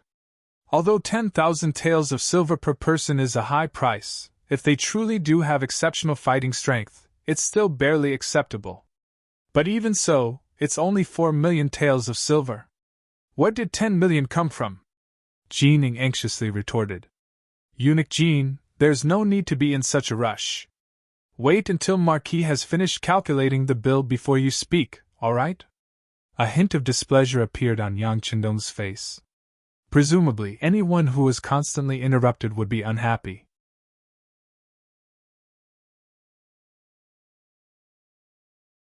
Chapter 180. All right. Forget about the loyal Marquis for now. I will listen. Ning was very good at reading people's expressions. Otherwise, he would not have been placed in such an important position by Zhu Qiyu. He naturally noticed Yang Chidong's displeasure. In order to prevent the situation from becoming tense, he could only obediently shut his mouth. Ning did not interrupt. Yang Chidong's expression became better. He continued, "Normally, it is true that hiring a mercenary soldier for a mission costs 10,000 taels of silver per person. However, the same mission should not be of different levels. For example, some missions are simple and easy to complete. Of course, this price is acceptable. However, this time, we are fighting with fewer people. If we use the previous price to calculate, it will not work. I won't hide it from eunuch Jean." Marquis had already seen the urgency of the situation. Thus, he had already discussed with the leader of the mercenary soldiers. He asked for their help at a price of 20,000 taels of silver per person. Only then did he convince them. Based on this calculation, 400 people would be 8 million taels of silver. Adding on the military expenses and food for the 10,000 soldiers of the city defense army, it would be at least 1 million taels of silver. In the end, the remaining 1 million taels of silver is for Eunuch Jin's hard work. I believe Eunuch Jin will not refuse. Based on this calculation, Marquis is the one who is doing the work but not getting anything out of it. Sigh. Finally, he finished speaking. However, after he finished speaking, Yang Qindong purposely acted as if he had been greatly wronged. It was as if he had done all this for nothing. Sitting there and listening, when he heard that the cost of hiring 400 elite soldiers was 8 million taels of silver, his eyes widened. His face was filled with disbelief. It was no wonder he was so surprised. With 8 million taels of silver, he would be able to find a way to scrape together millions of soldiers. However, there were only 400 soldiers going to battle. This ratio was too great. However, when Yang Qindong finished speaking and said that he had left him 1 million taels of silver, Jin Ying's expression became much better. She sighed inwardly at Yang Qindong's sensibility. No wonder this person could become good friends with Wang Jin. This kind of consideration for his friends was very likable. However, when he thought about it from another perspective, 10 million gold coins was a large expenditure. When he reported it to Zhu Qiyu, there was a chance that he would be rejected. Thus, he said with a bitter expression, "Loyalty Marquis, this Duke appreciates your good intentions. However, 10 million gold coins is truly too much. See if you can reduce it by half. This Duke's share can also be reduced by half." Jining endured the pain as she thought about how she had gained both the benefits and Zhu Qiyu's favor. In this way, her benefits would be reduced by a total of 500,000 taels. With this money, he could have more people become his trusted aides. This was an extremely good thing for increasing his strength. She really wanted to be a whore but also wanted to set up a memorial archway. Yang Qindong despised Jining in his heart, but he spoke with certainty. My 9 million is not 1 tael less. Of course, if Eunuch Jin wants to be more spirited, then 9,500,000 taels will do. Clearly, the 500,000 taels that Yang Qindong asked for were the 500,000 taels that were given to Jining. The amount didn't change. The only thing that changed was her share of the benefits. How could Jining be willing to accept this? She shook her head and said, "How can this be? Since it's like this, then 10 million taels will do." Just as she finished speaking, Jining continued with a worried expression. "But Loyalty Marquis, I'm afraid that His Majesty won't agree to such a large sum of money at once. Also, I'm afraid that the Ministry of Revenue won't be able to gather so much money in such a short time." Seeing that Jining had accepted this reality, the corners of Yang Qindong's mouth curled up into a smile. Eunuch Jin doesn't need to worry about this. Marquis has already thought of a solution for His Majesty. The National Treasury won't be able to take out so much money in such a short time. It's fine to say this to others, but I'm sure that Eunuch Jin and Marquis both know this. But to take out 10 million taels of silver at once, I'm sure that even His Majesty's heart will ache. If that's the case, the National Treasury can take out an advance of 5 million taels of silver. I'm sure that this amount should be enough to convince His Majesty. Jining was naturally overjoyed to hear this. That's right. If it's only 5 million taels of silver, it will naturally be much easier to convince His Majesty. But this way, how can we convince the mercenaries? Do we have to give them the money in installments? Of course not. How could the money used for war be given in installments? That would create a major problem. Yang Qindong shook his head. If it can't be given in installments, then what about the remaining 5 million taels of silver? Jining was somewhat confused by Yang Qindong's words. Don't worry, Eunuch Jin. Marquis thinks like this. Aren't there still many properties belonging to the imperial household in the capital? For example, the deeds to many houses and residences belong to His Majesty, so it's better to sell them to Marquis at a discount. Think about it, if the capital really can't be protected, these things can't be taken away just because His Majesty says so. It's better to sell them to Marquis at a discount, and use them as the 5,000,000 taels of silver. As for Marquis, he'll naturally find a way to gather the 5,000,000 taels for war.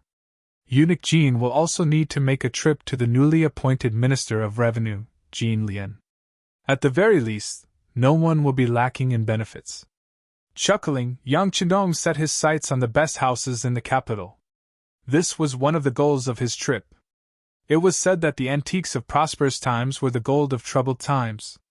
In truth, houses were also extremely cheap items in troubled times. At crucial times, everyone would be thinking about saving their lives, so who would buy a house? At that time, even if it was given away for free, no one would dare to stay. Yang Chendong understood this principle, so how could Ji Ning not? With the Walla's army approaching the capital, the people were panicking, and house prices were plummeting by the day. Even so, there were still more people selling than buying. One could say that houses were the most worthless thing in the world. And if she could convert this worthless thing into money and give it to Yang Chendong, wouldn't that be a wonderful thing? With these houses, Yang Chendong would probably have to do everything he could to protect the capital. This seemed like a perfect solution, and it would be much easier to use this as an excuse to persuade Zhu Qiyu. Not to mention, he would be able to earn some money from buying and selling the houses. As for the Bureau of Revenue, given his status, who would dare to stop him if he wanted to do something?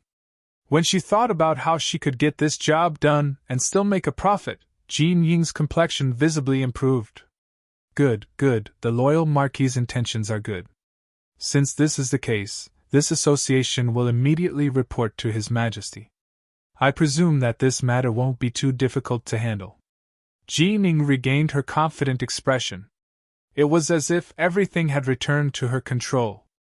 After negotiating the terms, Ji Ning wanted to see the Emperor Zhu Qiyu. Her eyes were filled with eagerness. In response, Yang Chendong showed no intention of rising. Instead, he raised his teacup and leisurely said, "Eunuch Jean, there is one more matter that I don't know if you know. Marquis has suddenly been suspended from his post in the embroidered uniform guard. Now that I mention it, this was a post that His Majesty personally conferred upon him." For what reason? Ji Ning had been thinking about how to report this matter to Zhu Qiyu when she heard Yang Chendong's words, and her face instantly paled. There was such a thing? This eunuch was unaware. Oh, then it must have been a subordinate acting on his own initiative. Haha, speaking of which, it's just a post as the commander of the embroidered uniform guard. Marquis doesn't care much about it. However, now that the entire nation is focused on fighting against foreign enemies, if people find out that Marquis has been suspended from his post, it's inevitable that some people will let their imaginations run wild and think that Marquis has done something wrong to incur the Emperor's wrath.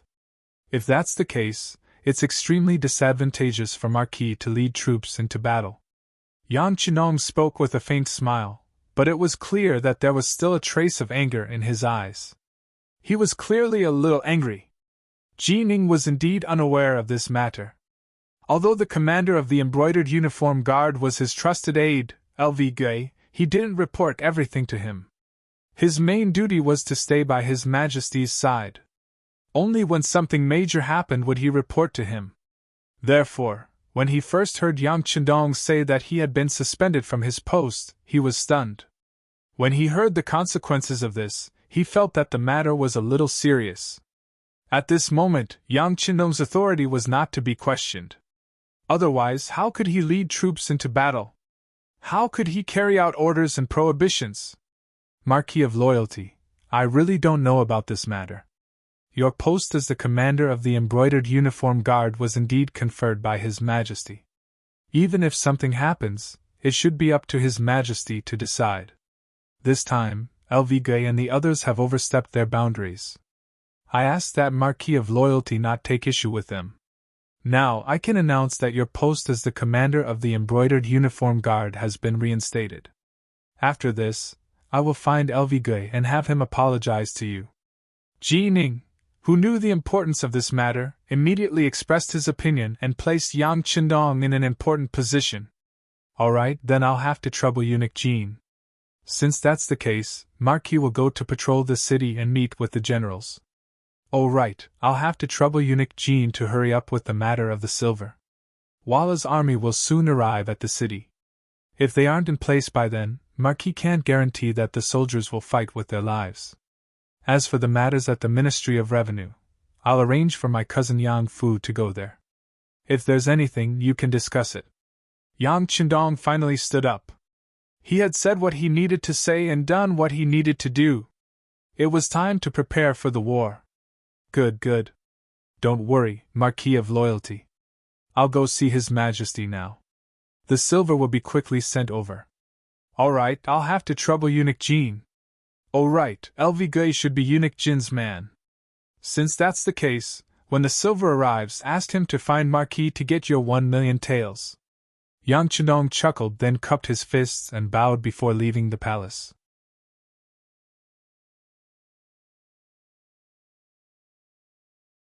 Chapter 181.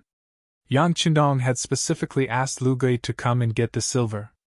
It was clear that he wanted to make things difficult for Lu Gui and take revenge for his previous suspension. How could Jining not see that?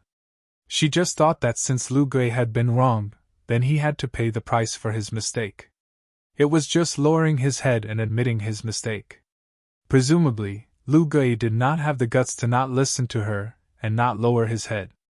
After Yang Qindong left, Jining went to the palace where Zhu Qiyu was resting. She picked out some things that could be said about what had just been discussed. When Jining said that Yang Qindong needed 10,000,000 taels of silver to guarantee victory, Zhu Qiyu was shocked. What? Does fighting a battle require so much silver? It was no wonder that Zhu Qiyu was so surprised. Ever since he had taken the throne, he had never experienced this. Previously, when Shiheng had left the city to fight, he had been in too much of a hurry. He had only asked the Ministry of Revenue to replenish some provisions before leaving. At that time, Zhu Qiyu was still trying to stabilize his position and did not think too much about it. Now, when he heard that fighting a battle required so much silver, he was naturally surprised and even shocked. He continued to listen. When he heard that he only needed to pay 5,000,000 taels of silver and the rest could be offset by real estate in the capital, he breathed a sigh of relief. However, he still had a stomach full of doubts. My dear subject, does fighting a battle require so much silver?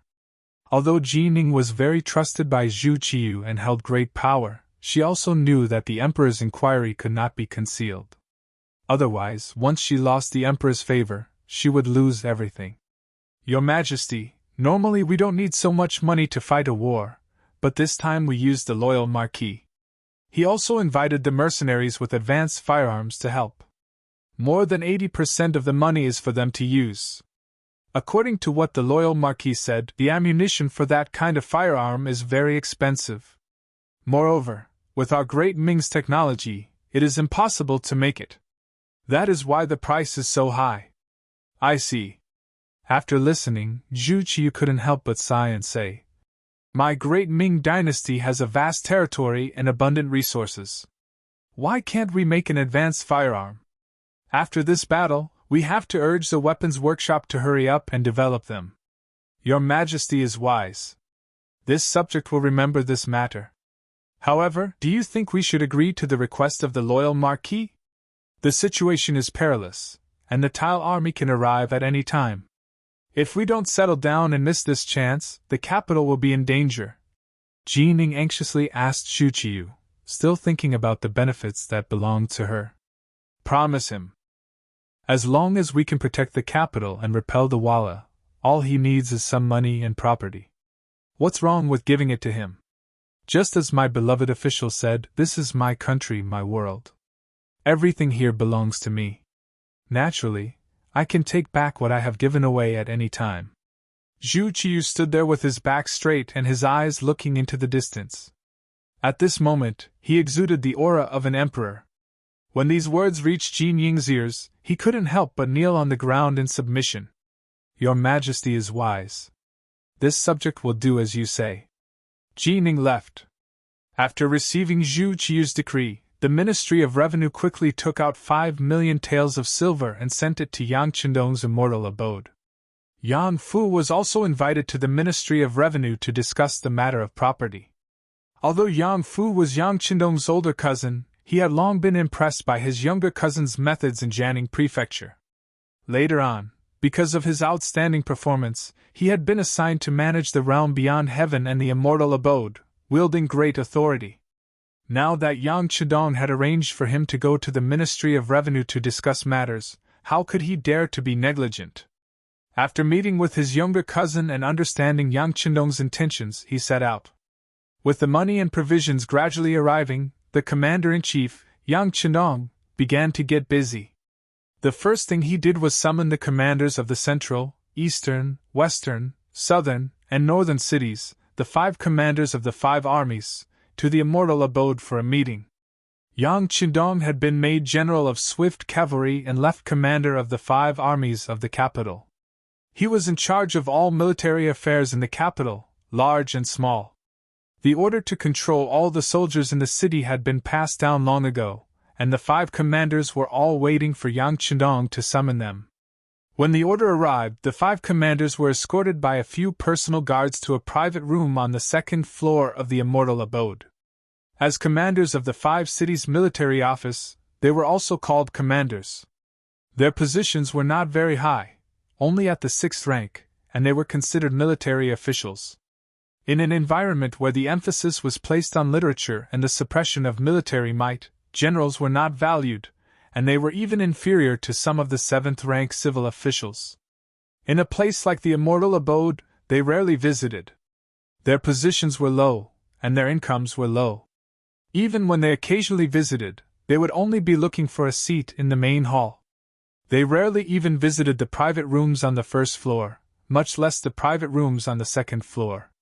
Only Platinum Card members were allowed to enter, and these were people who were either extremely wealthy or extremely noble. This time, they had been summoned by Yang Chendong to enjoy such treatment.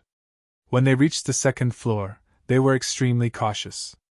Even when they saw the azure-robed Yang Chendong in the private room, they were still very cautious. "You're all here. Take a seat." He looked at the 5 commanders of the 5 armies. They were Tao Jin, Yang Jie, Gao Li, Mao Fushou, and Sun Tong. As generals in charge of defending the capital, there was a limit to what they could do. No one could have imagined that someone would come knocking on their door, so these 5 were not skilled fighters. On the contrary, they had only obtained their current positions because of the influence of their ancestors. But because Ying Zong and Shi Heng had suffered consecutive defeats, the capital had become dangerous, and their positions had become extremely important. It was precisely because their positions were so important that the 5 of them began to think of ways to leave their current positions. Perhaps it was because they were cowards, or perhaps it was because they knew their own weight, but there was no way they could win in this kind of war. This forced them to find other methods. It was as if among the 4 of them, apart from Sun Tong, the other 4 had all found some connections. It was just that time was short, and this was a position that no one could avoid, so Tao Jin and the others had not been able to find a suitable replacement.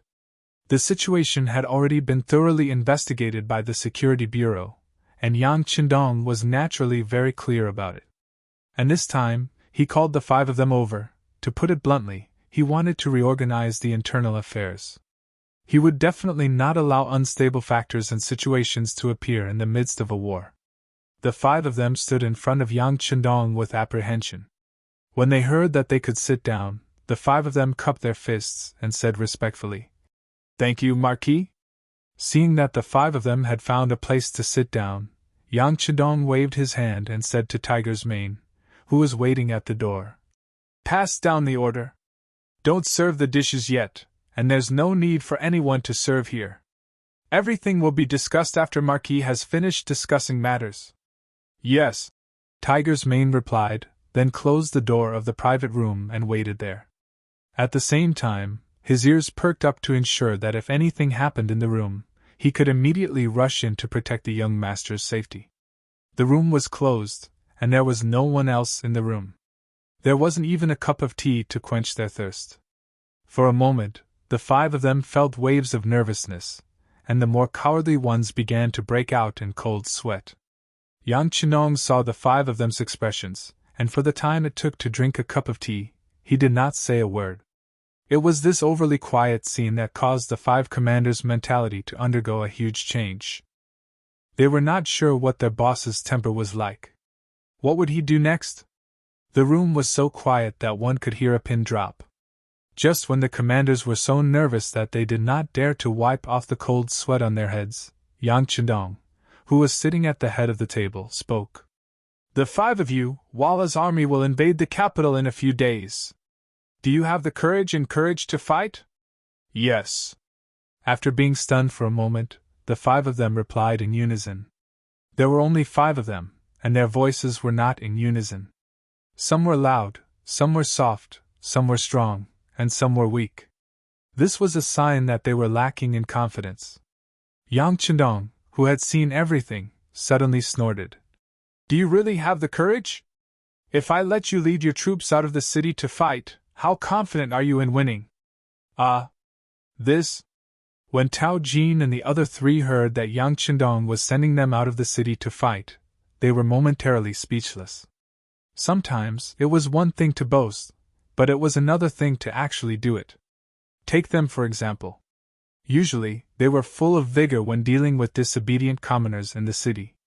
However, if they were to really fight against Walla, perhaps before they even reached the battlefield, they would be so scared that their legs would go soft. Tao Jin and the other 3 were a little hesitant, but Sun Tong directly stood up and said with an imposing voice, "We are paid by the imperial court. If there is a war, we will fight." You are not bad." After looking at Sun Tong for a while, Yang Chendong's face showed a trace of a smile. With Sun Tong taking the lead, the other 4 were not as confident, but at this time, they could only express their stance one by one, saying that if there was an order, they would obey. Yang Chendong did not take Tao Jin and the other 3's stance to heart. The 6th young Master Yang, who had personally been on the battlefield and completed countless missions, knew very well what kind of people could be used and what kind of people could not be used on the battlefield. There was a saying that one should not be afraid of a wolf-like opponent, but a pig-like teammate. Since he knew the temperament of Tao Jin and the other 3, Yang Chendong naturally knew what to do next. "Good, Marquis has seen everyone's performance. Next, we will make appropriate work arrangements according to each of your conditions. When the time comes, you only need to obey the military orders. Come, serve the dishes." After understanding the situation, which was very similar to what the Security Bureau understood, Yang Chendong had a basic understanding of the 5 people in his heart.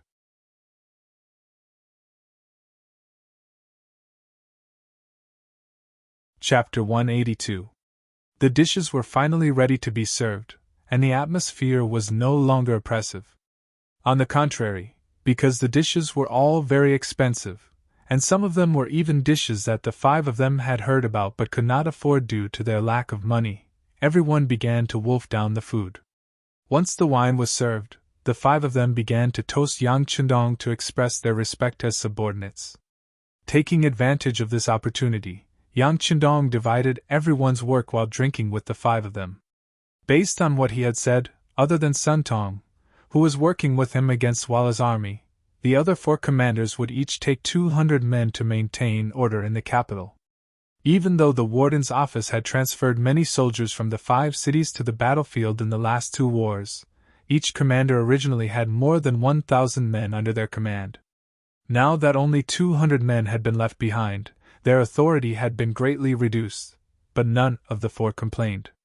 This was because they did not need to go to the battlefield to face a battle of life and death. As long as they could stay alive, it didn't matter how many soldiers they led. After figuring out the thoughts of the 5 men, Yang Chendong took away their military power after a meal, and transferred 4,200 warriors from the warden's office of the 5 cities to serve him. How could Tao Jin and the other 3 not see that Yang Chendong was seizing military authority? But none of them expressed any objection. This was their so-called tacit understanding. As long as they could stay alive, they didn't care if their authority was reduced or not. After obtaining the military authority of the 5 cities' warden's office, Yang Qindong had accomplished his first task. After sending off the 5 of them, his second order was to open the gates and allow the common people to freely choose whether to leave or stay. Originally, when the main gate had been closed, only the side gates had been opened, and a strict inspection had been carried out. But now, the policies at the city gates had undergone a massive change. The commoners could enter and leave the city at any time. Everyone quickly spread the news.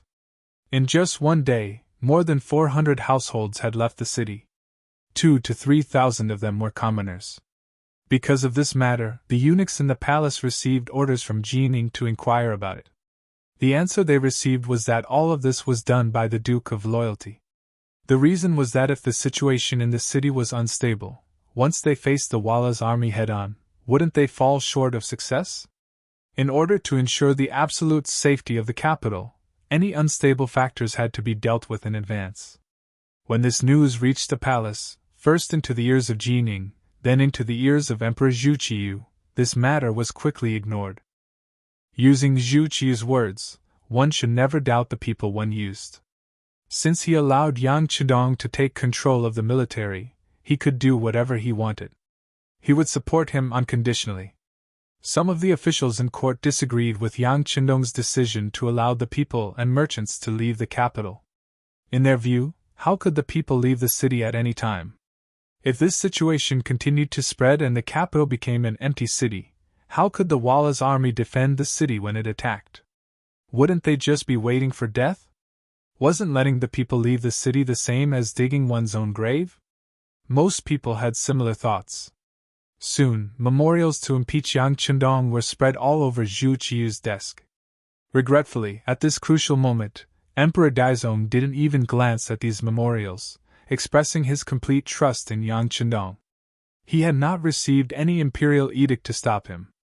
On the second day, even more people left the city. In just half a day, more than 5,000 people had left the city. Most of them were merchants who had business in the capital. Merchants valued profit over justice. In their view, it didn't matter who ruled over them. What was important was who could bring them benefits.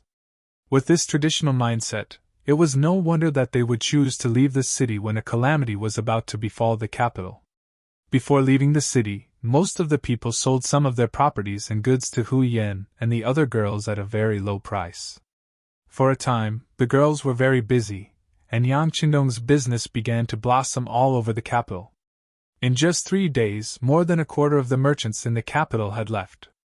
The Yang clan had also spent the 5 million taels of silver that they had prepared. Even Jining had spent 2 million taels of the 5 million taels that the emperor had allocated to him. With 7 million taels of silver and the cheap properties of the imperial household that Yang Qindong had obtained from the Bureau of Revenue, 1% of the capital's businesses now belonged to Yang Qindong alone. In just 3 days, the Yang clan's businesses had more than doubled in size. In particular, almost 90% of the businesses on the street between the sky beyond heaven and the immortal abode were now under Yang Qindong's ownership. Even the location of the Yang clan's bank had been decided and renovated according to the Loyalty Marquis' plan. Many people had taken note of Yang Qindong's actions, but they did nothing to stop him.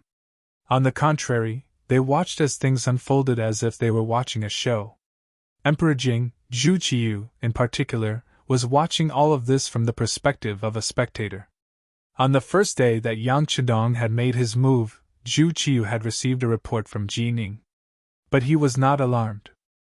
He was happy because the more Yang Qindong invested in the capital, the more confident he was in the defense of the capital. The more money he invested now, the greater his harvest would be in the future. It was precisely because there was no one to stop them that all the plans went smoothly. On the morning of the 4th day, a group of 500 embroidered uniform guards wearing flying fish robes appeared outside the immortal abode.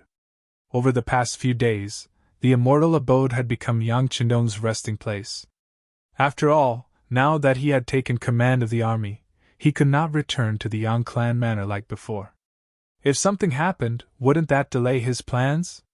It was precisely because Yang Chendong was staying in the immortal abode that the appearance of the 500 embroidered uniform guards caused Tiger's Mane, who was responsible for the young master's safety, to become extremely nervous. He hurriedly sent a message to the nearby company commander Xiao Feng, asking him to hurry over as quickly as possible. At the same time, he also instructed Xiao Vi's first squad of guards and Dao Xiao's second squad on the street across the street to prepare for any sudden changes. After making all the necessary preparations, Tiger's Mane went to see Yang Chendong. Yang Chendong had slept rather late last night after fighting with the 4 women.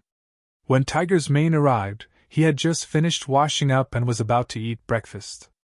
When he saw Tiger's Mane enter the room with a nervous expression, he couldn't help but smile. "What is it? Has the Wallace vanguard arrived?" "Not yet. The people from the Security Bureau have reported that their vanguard is still 200 li away from the capital. They'll probably arrive by nightfall." Tiger's Mane relayed the report to Yang Chendong. When he saw the young master looking at the report from the Security Bureau, he cautiously took half a step forward. "Young master, 500 embroidered uniform guards have arrived. They're currently guarding the entrance. However, I've already sent someone to call Company Commander Xiao Feng over. We definitely won't let them threaten the safety of this place." "The embroidered uniform guards are here?" After listening to Tiger's Mane's report, Yang Chendong's face didn't show the slightest bit of surprise.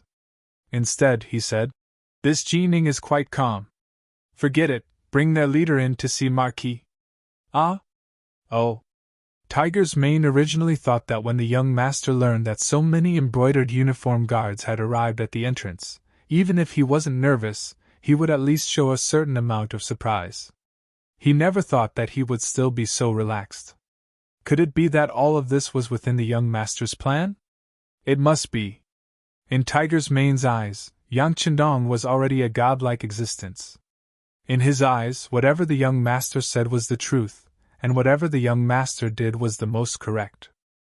With this understanding, the originally nervous Tiger's Mane relaxed quite a bit. He nodded and turned to leave. Just as Yang Chendong had predicted, the embroidered uniform guards weren't here to cause trouble. They were here on orders from the head eunuch, Jining, to collect the silver. They'd previously agreed that Jining would receive 1 million silver out of the 5 million taels of silver. She'd also requested that the embroidered uniform guards commander Lu Gui personally come to collect the silver. This morning, Lu Gui had come to complete this mission. As for the reason he'd put on such a grand display, it was naturally to give Yang Chendong a show of strength and intimidate him. He wanted to let this marquis know that the consequences of provoking the embroidered uniform guards were not to sleep well or eat well.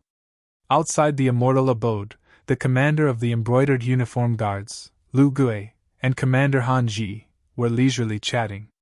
"Sir, don't you think the loyalty marquis was scared witless after seeing such a scene? I saw the immortal abode's gates shut after we arrived," Han Ji said to Shangguan Lv Gui in a flattering manner, as if he were a petty person intoxicated with success. "Humph. He's just a scholar. How brave can he be? Actually, we're doing this for his own good. We're teaching him a lesson before the Walla's army arrives. We'll let him know what it means to be imposing, what it means to be afraid, and what it means to be timid." "Ha!" Lu Gui couldn't help but throw his head back and roar with laughter. Creak! The immortal abode's gates opened, and the tall Tiger's Mane walked out. He strode in front of Lv Gui and Han Ji, then spoke to them in a condescending manner. "The Marquis invites you in. Doesn't he have legs? Why doesn't he personally come out to greet our commander?" Seeing that the immortal abode had finally received the brunt of the attack, Han Ji wanted to use his aura to suppress the other party. However, as soon as the words left his mouth, before he could even reveal the slightest hint of a smile, he felt his vision go black. Then, he felt a sharp pain in his eye socket. Han Ji stumbled back 3 steps.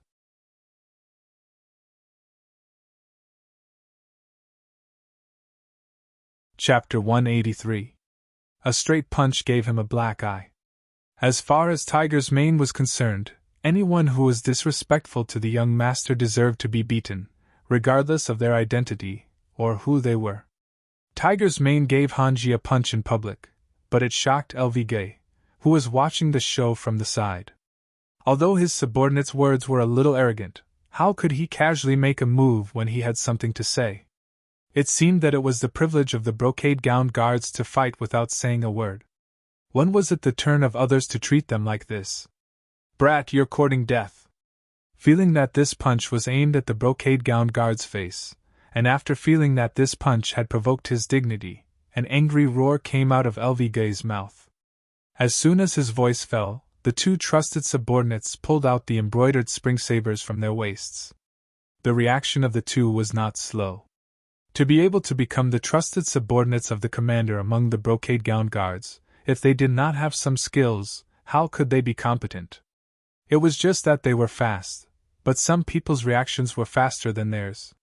Just as the sabers were pulled out of the scabbard, two muffled sounds came, hitting the embroidered spring sabers that were pulled out. At this time, they saw that the scimitar had already fallen out of their hands and landed on the ground. The two trusted subordinates were frightened by this sudden change. They instinctively raised their heads to look, but there was nothing unusual in their eyes. What's going on? Under the silencer, when the gunshots were fired, outsiders did not hear it. LV, who was not far away, did not see anything wrong. All he saw was the action of the two trusted subordinates pulling out and throwing the sabers, so he asked angrily. At this moment, they could not even hold the sabers. It was really a loss of face for the brocade-gowned guards. Being angrily reprimanded by their superior, the two trusted subordinates did not dare to argue. They instinctively bent down to pick up the sabers, but just as they took a step forward, two muffled sounds came out, hitting in front of the two men's feet, raising a cloud of dust. It could be foreseen that if the two of them had taken a bigger step just now, the shot would have hit their feet. If that was the case, it would be hard to say if they would still be standing here in one piece. If the first shot did not make them understand what was going on, then the second shot completely broke their psychological defense, letting them know that they were just flesh and blood, and that they were so close to death. In an instant, the two of them who had been taught a lesson didn't dare to move. They maintained their posture, half-bent and motionless. The first time he shouted, LV didn't notice anything unusual. But just now, he had seen two clouds of dust fly up with his own eyes. After associating it with the results of the brocade guard's investigation, if he still didn't know what had happened, then his position as commander really wouldn't be given to such a fool. He knew that it must be the effect of the new firearms. At this moment, cold sweat kept breaking out on his forehead. In his heart, he kept asking, "What kind of firearm is this? Why is it so accurate, and when it was shot, it didn't make any sound? Then, if this thing wanted to deal with him, wouldn't he have lost his life here?" LV was also frightened. Even when his subordinate maintained a somewhat ridiculous posture, he didn't reprimand him. On the other hand, Hanji, who had been beaten, didn't see any of this and naturally didn't know what had happened. Seeing that he had been beaten and his superior didn't care, he angrily roared, "What are you all standing there for? Capture this person. He dares to provoke the brocade guard, he deserves to die. Yes, let's go together." After the other brocade guard heard Hanji's order, they all shouted and pulled out their long swords, intending to attack. On the other hand, LV saw the faint smile on the tiger's mane's face from the corner of his eye, and his heart trembled. "All of you, stop! Put your swords away, put them away." After what had just happened, he was very clear that if he chose to make a move right now, he and the other brocade guard would be the first to fall. Therefore, he hurriedly shouted and strode over to the black-eyed Hanji. He swung his hand and gave him a slap. Slap! This slap was extremely solid. After the slap, LV loudly reprimanded, "What are you shouting for? With me here, you don't have the right to speak." How could Hanji know that LV had only slapped him because he was on his side? The slap was painful, and a bloody handprint was left on his face. However, what hurt even more was the confusion and grievance in his heart. After the slap, LV didn't pay him any more attention. Instead, he walked over to the tiger's mane's side. At this moment, he was like a completely different person. With a smile on his face, he said, "I'll have to trouble you to lead the way. Follow me." Seeing that his display of strength was effective, the tiger's mane didn't waste any more words with LV. He nodded lightly, then turned around and walked into the interior of the immortal abode. LV left, leaving behind Hanji and the several hundred brocade guards standing there, looking at each other. They didn't understand. Wasn't he here to show off his strength to the loyal Marquis? How did it end up like this? How did he become someone who didn't fight back when he was hit or cursed? LV entered the immortal abode and went up to the second floor, arriving at the private room where Yang Chendong had received him. As soon as he entered, the first thing he saw was Yang Chendong's back, clad in green robes. Even though he knew that LV had walked in, Yang Chendong still didn't turn around. Instead, he said, "Commander, you really are stupid." HM? LV, who'd been reprimanded as soon as he entered the room, was first confused, then angry. No matter what, he was still the commander of the brocade guard. He had great authority, and he had the authority to arrest court officials and even dukes and marquises. He could execute them first and report later. So why was it that he'd been given the cold shoulder here? Then he'd been warned in secret. Now that he'd finally met the person in question, he hadn't even seen his true face? Why was he being reprimanded? With his status, even Jining had to treat him with a smile when assigning him a mission. Who did this Yang Chendong think he was? He was just a young man who hadn't even grown out his hair yet. Although he had military authority, his position in the brocade guard was still below his own. How dare he speak to him like this? With a face full of anger, he was just about to express his stance and even reprimand Yang Chendong when the Marquis of Loyal Courage, whose back was to him, spoke again. "Since you've come to take eunuch Jin's silver, with your status, you should know that this matter is confidential. Yet you still brought so many people here with great fanfare. Do you want everyone in the world, including the Emperor, to know about this matter?" With this question, LV, who'd been about to retort, immediately shut his mouth. He suddenly remembered that he'd come today to take the silver, but he seemed to have come to show off. Had things been ruined? Seeing LV's face turn red and green, Yang Chendong laughed coldly in his heart. He laughed at the other's ignorance of the immensity of heaven and earth. He laughed at the other's selfishness over the public good. This kind of person was the existence he despised the most in his heart. A person could have a temper and personality, but everything had to be under the condition that it didn't affect the general situation. If one's personality ruined things, then that was unforgivable. LV had made this mistake. Yang Chendong naturally had to seize this opportunity to properly educate the other party. Coming here with great fanfare to ask for money, those who don't know might think that the embroidered uniform guards are openly asking for bribes. Once this matter spreads, what will those imperial censors and ministers who hate you to the bone do? Is there even a need for Marquis to say anything? Yang Chendong's voice was cold as he stared at LV with a confused expression. This official was too rash. LV's face was pale, and cold sweat poured down his forehead. If things really were as Yang Chendong said, that he'd brought 500 embroidered uniform guards with him and left with 1,000,000 taels of silver from the immortal abode, then the commotion it would cause might even cost him his head. As for the matter of him taking the silver for eunuch Jining, who would believe him if he told them? Not only that, eunuch Jining would probably be the first to make a move on him. His head almost fell off his shoulders as he thought about it. The one who'd saved his life was Yang Chendong. LV didn't blame Yang Chendong in the slightest. On the contrary, he felt some gratitude. You really were too rash. When encountering a problem, you have to think carefully about how to deal with it. You have to plan carefully before you act. Alright, you can go now. I'll arrange for people to send the silver out of the immortal abode in batches. You can arrange for reliable people to wait outside to receive it.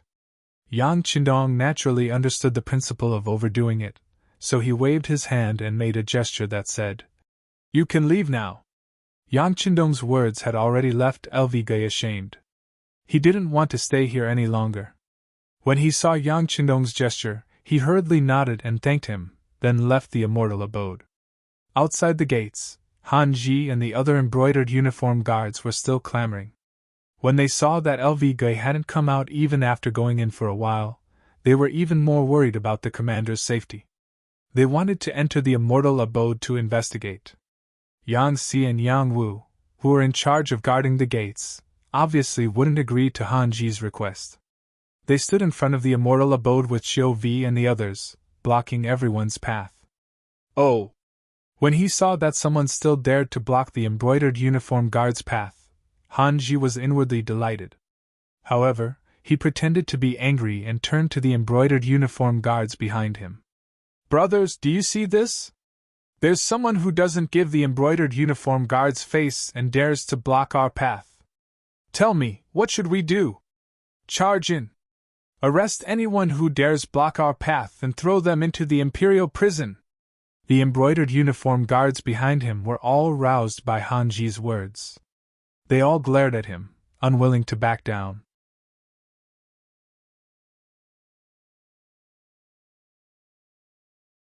Chapter 184.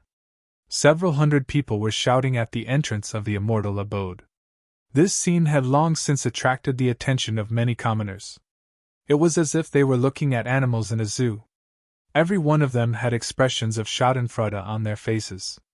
To the commoners, both the embroidered uniform guard and the immortal abode were representatives of privilege. They were both lofty existences.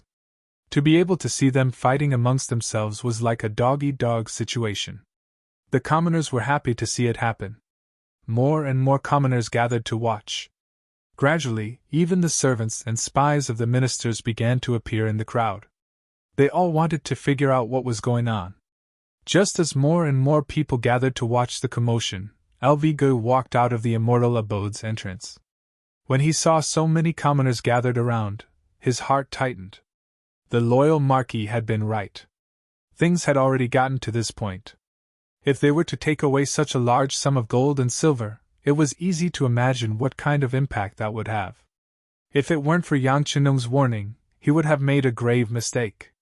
He might even lose his head. And all of this was because he had trusted his subordinate Han Ji's words. He'd said he was giving Yang Chenung a show of strength, but in reality, wasn't he also putting his own head on the line?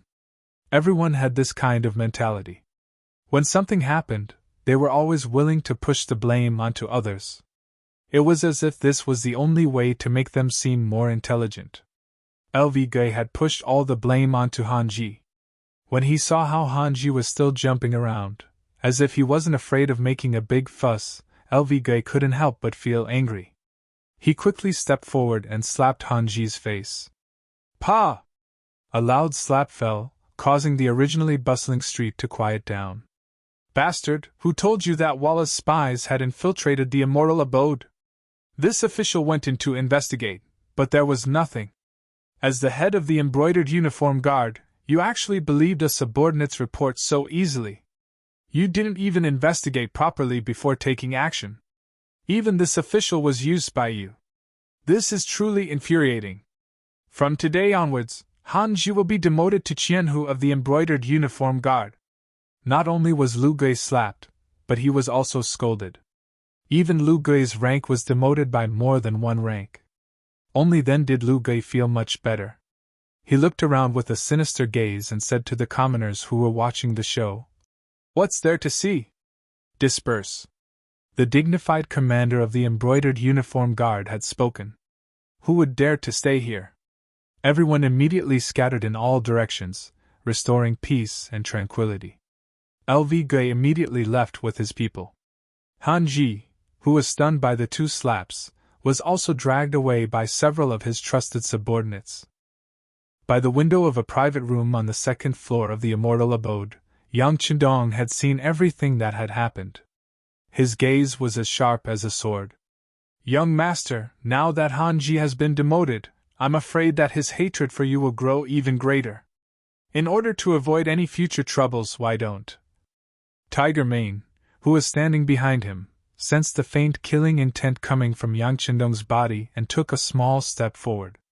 Yang Chendong didn't refuse. He simply nodded. Tiger Mane immediately understood. He also looked down at Han Ji's departing figure. This person is dead for sure. Yang Chendong had taken over all the military forces and defenses in the capital. The first thing he did was open the city gates, allowing the commoners who wanted to leave. The already panicked merchants and commoners now had a chance to leave. In a flash, the population of the capital plummeted, and many industries were emptied. Using this chance, Yang Chendong decisively made his move. With Yang Chendong, Hu Yan, Qiaoyin, Madame Snow, and Madame Xiang working together, more and more industries and properties fell under Yang Chendong's control. In the immortal abode, the deputy chief of the Bureau of Security and the actual leader of Yang Xie's intelligence department, Yang San, was currently reporting all the information he had gathered to Yang Chendong. Young master, everything is as you imagined. The city gates are open, but the majority of those leaving are still merchants. The commoners only make up 2 or 3 out of 10. It seems that the commoners still have confidence in the imperial court. In addition, according to your previous orders, we've investigated and found that there truly are some merchants in the city who are profiting from the country's calamity. These people are mainly grain and salt merchants. They are wantonly raising the prices of grain and salt, throwing the normal order of the capital into disarray. We've recorded all the names of these people. It's all on this list. As Yang San spoke, he respectfully handed a list of names to his superior, Tiger's Mane, and then transferred it to Yang Chendong. Casually glancing at the list, he saw that there were 50 to 60 names. Yang Chendong lightly shook his head. These merchants have no sovereign or country, and only have profit in their eyes. They should be arrested. How about this? Immediately report this to Eunuch Jining and have him report this to His Majesty. After that, mobilize the embroidered uniform guard and the Eastern Depot to arrest these merchants for the crime of colluding with the enemy. Yang Chendong's voice was firm and decisive. There was nothing wrong with merchants seeking wealth, but if they wanted to profit from war and the country's calamity, then these merchants needed to be properly punished. Presumably, arresting these people would serve as a warning to the enemy. With this sort of example, the other merchants would have to think twice before doing anything out of line. As for how these merchants would be dealt with after being arrested, the embroidered uniform guard would probably know what to do. At most, they would be using money to buy their lives. As for those merchants who only cared about wealth and not the country, but killing a few of them as an example wasn't out of the question. After dealing with these merchants, Yang San continued to report. Young Master, Commander Ling Song has brought 3 companies of Ling Feng to the outskirts of the capital. They only need your order to enter the city. He's asking for Young Master's instructions on when and how to enter the city. In Yang Xie's new army, there were currently 20 companies and 5 battalions in the army, and 20 companies and 5 battalions in the navy. However, Yang Chendong didn't integrate these armies, and they were still divided into battalions. But even so, 2 commanders were appointed, and they were Ling Song of the army and Gao Xiong of the navy. This time, after learning that the young master was going to fight with Tile in the capital, they had to properly deal with the other party's spirit. In Crimson City, the battalion commanders of the Yang faction's new army were all busy fighting for this opportunity to perform well in front of the 6th young master. With the various battalion commanders fighting over this opportunity, Gao Xiong and Ling Song couldn't come to a decision. In the end, Ling Song, as the commander, brought 3 companies of soldiers over. After all, this battle was under the command of the 6th young master, and to be able to learn from the 6th young master was Ling Song's wish. As the only commander of the army and the highest-ranking officer other than Yang Chendong, if he were to personally lead the soldiers, the other battalion commanders naturally lost their chance.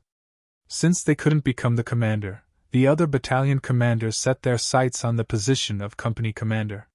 For a moment, the battalion commanders were willing to lower themselves by a rank and come to the capital as company commanders, listening to the orders of the 6th young master. For this matter, Ling Song and Gao Xiong had a headache for a long time.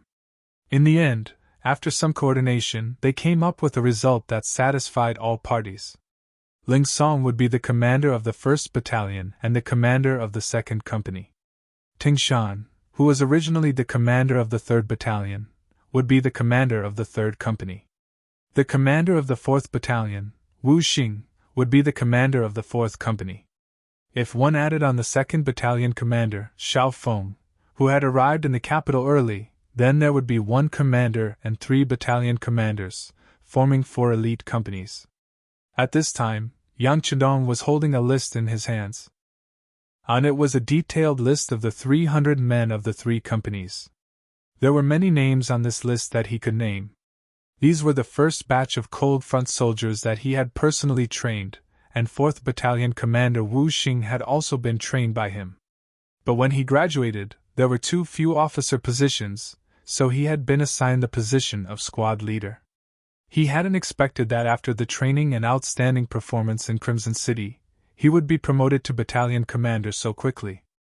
Okay, arrange for them to enter the city in the afternoon. That's right, have them all wear camouflage uniforms and enter the city.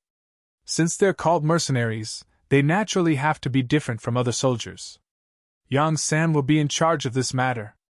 Tiger's man will arrange for people to find a large courtyard in the city and have Ling Song and the others settle down there. Remember, without the permission of the young master, no one is allowed to approach that place. If any embroidered uniform guard or Eastern faction guard spies want to understand the situation, see some blood, but it's best if they don't kill anyone. The cold front had been single-handedly established by Yang Chindong, and he had spent a great deal of effort on it. Now that he finally had a chance to shine his sword, he naturally couldn't be careless. As the orders were passed down, the capital began to bustle with activity. Many embroidered uniform guards wearing flying fish robes suddenly appeared outside the shops that were operating. Upon their appearance, they immediately took away the shopkeepers and sealed up the shops. Their appearance was so sudden that many of the shopkeepers had cold chains around their necks before they could even understand what was going on. For a moment, one could see embroidered uniform guards on the streets, as well as the fat shopkeepers in cotton robes who had been captured by them. The sealing of shops and the capture of shopkeepers had caused wave after wave of unrest. This was especially the case since the majority of the shops that had been sealed were those that sold rice and salt. These were the most basic necessities of the common people, and this made them even more anxious. Chaos could erupt at any moment. Right at this moment, the sound of firecrackers could be heard from the streets. When the curious citizens came over, they realized that some new grain shops and salt shops had opened for business. The excellent location, the spacious and bright business environment, and the sight of mountains of rice and grains, as well as the unified Yang signboard, instantly calmed the anxious hearts of the citizens.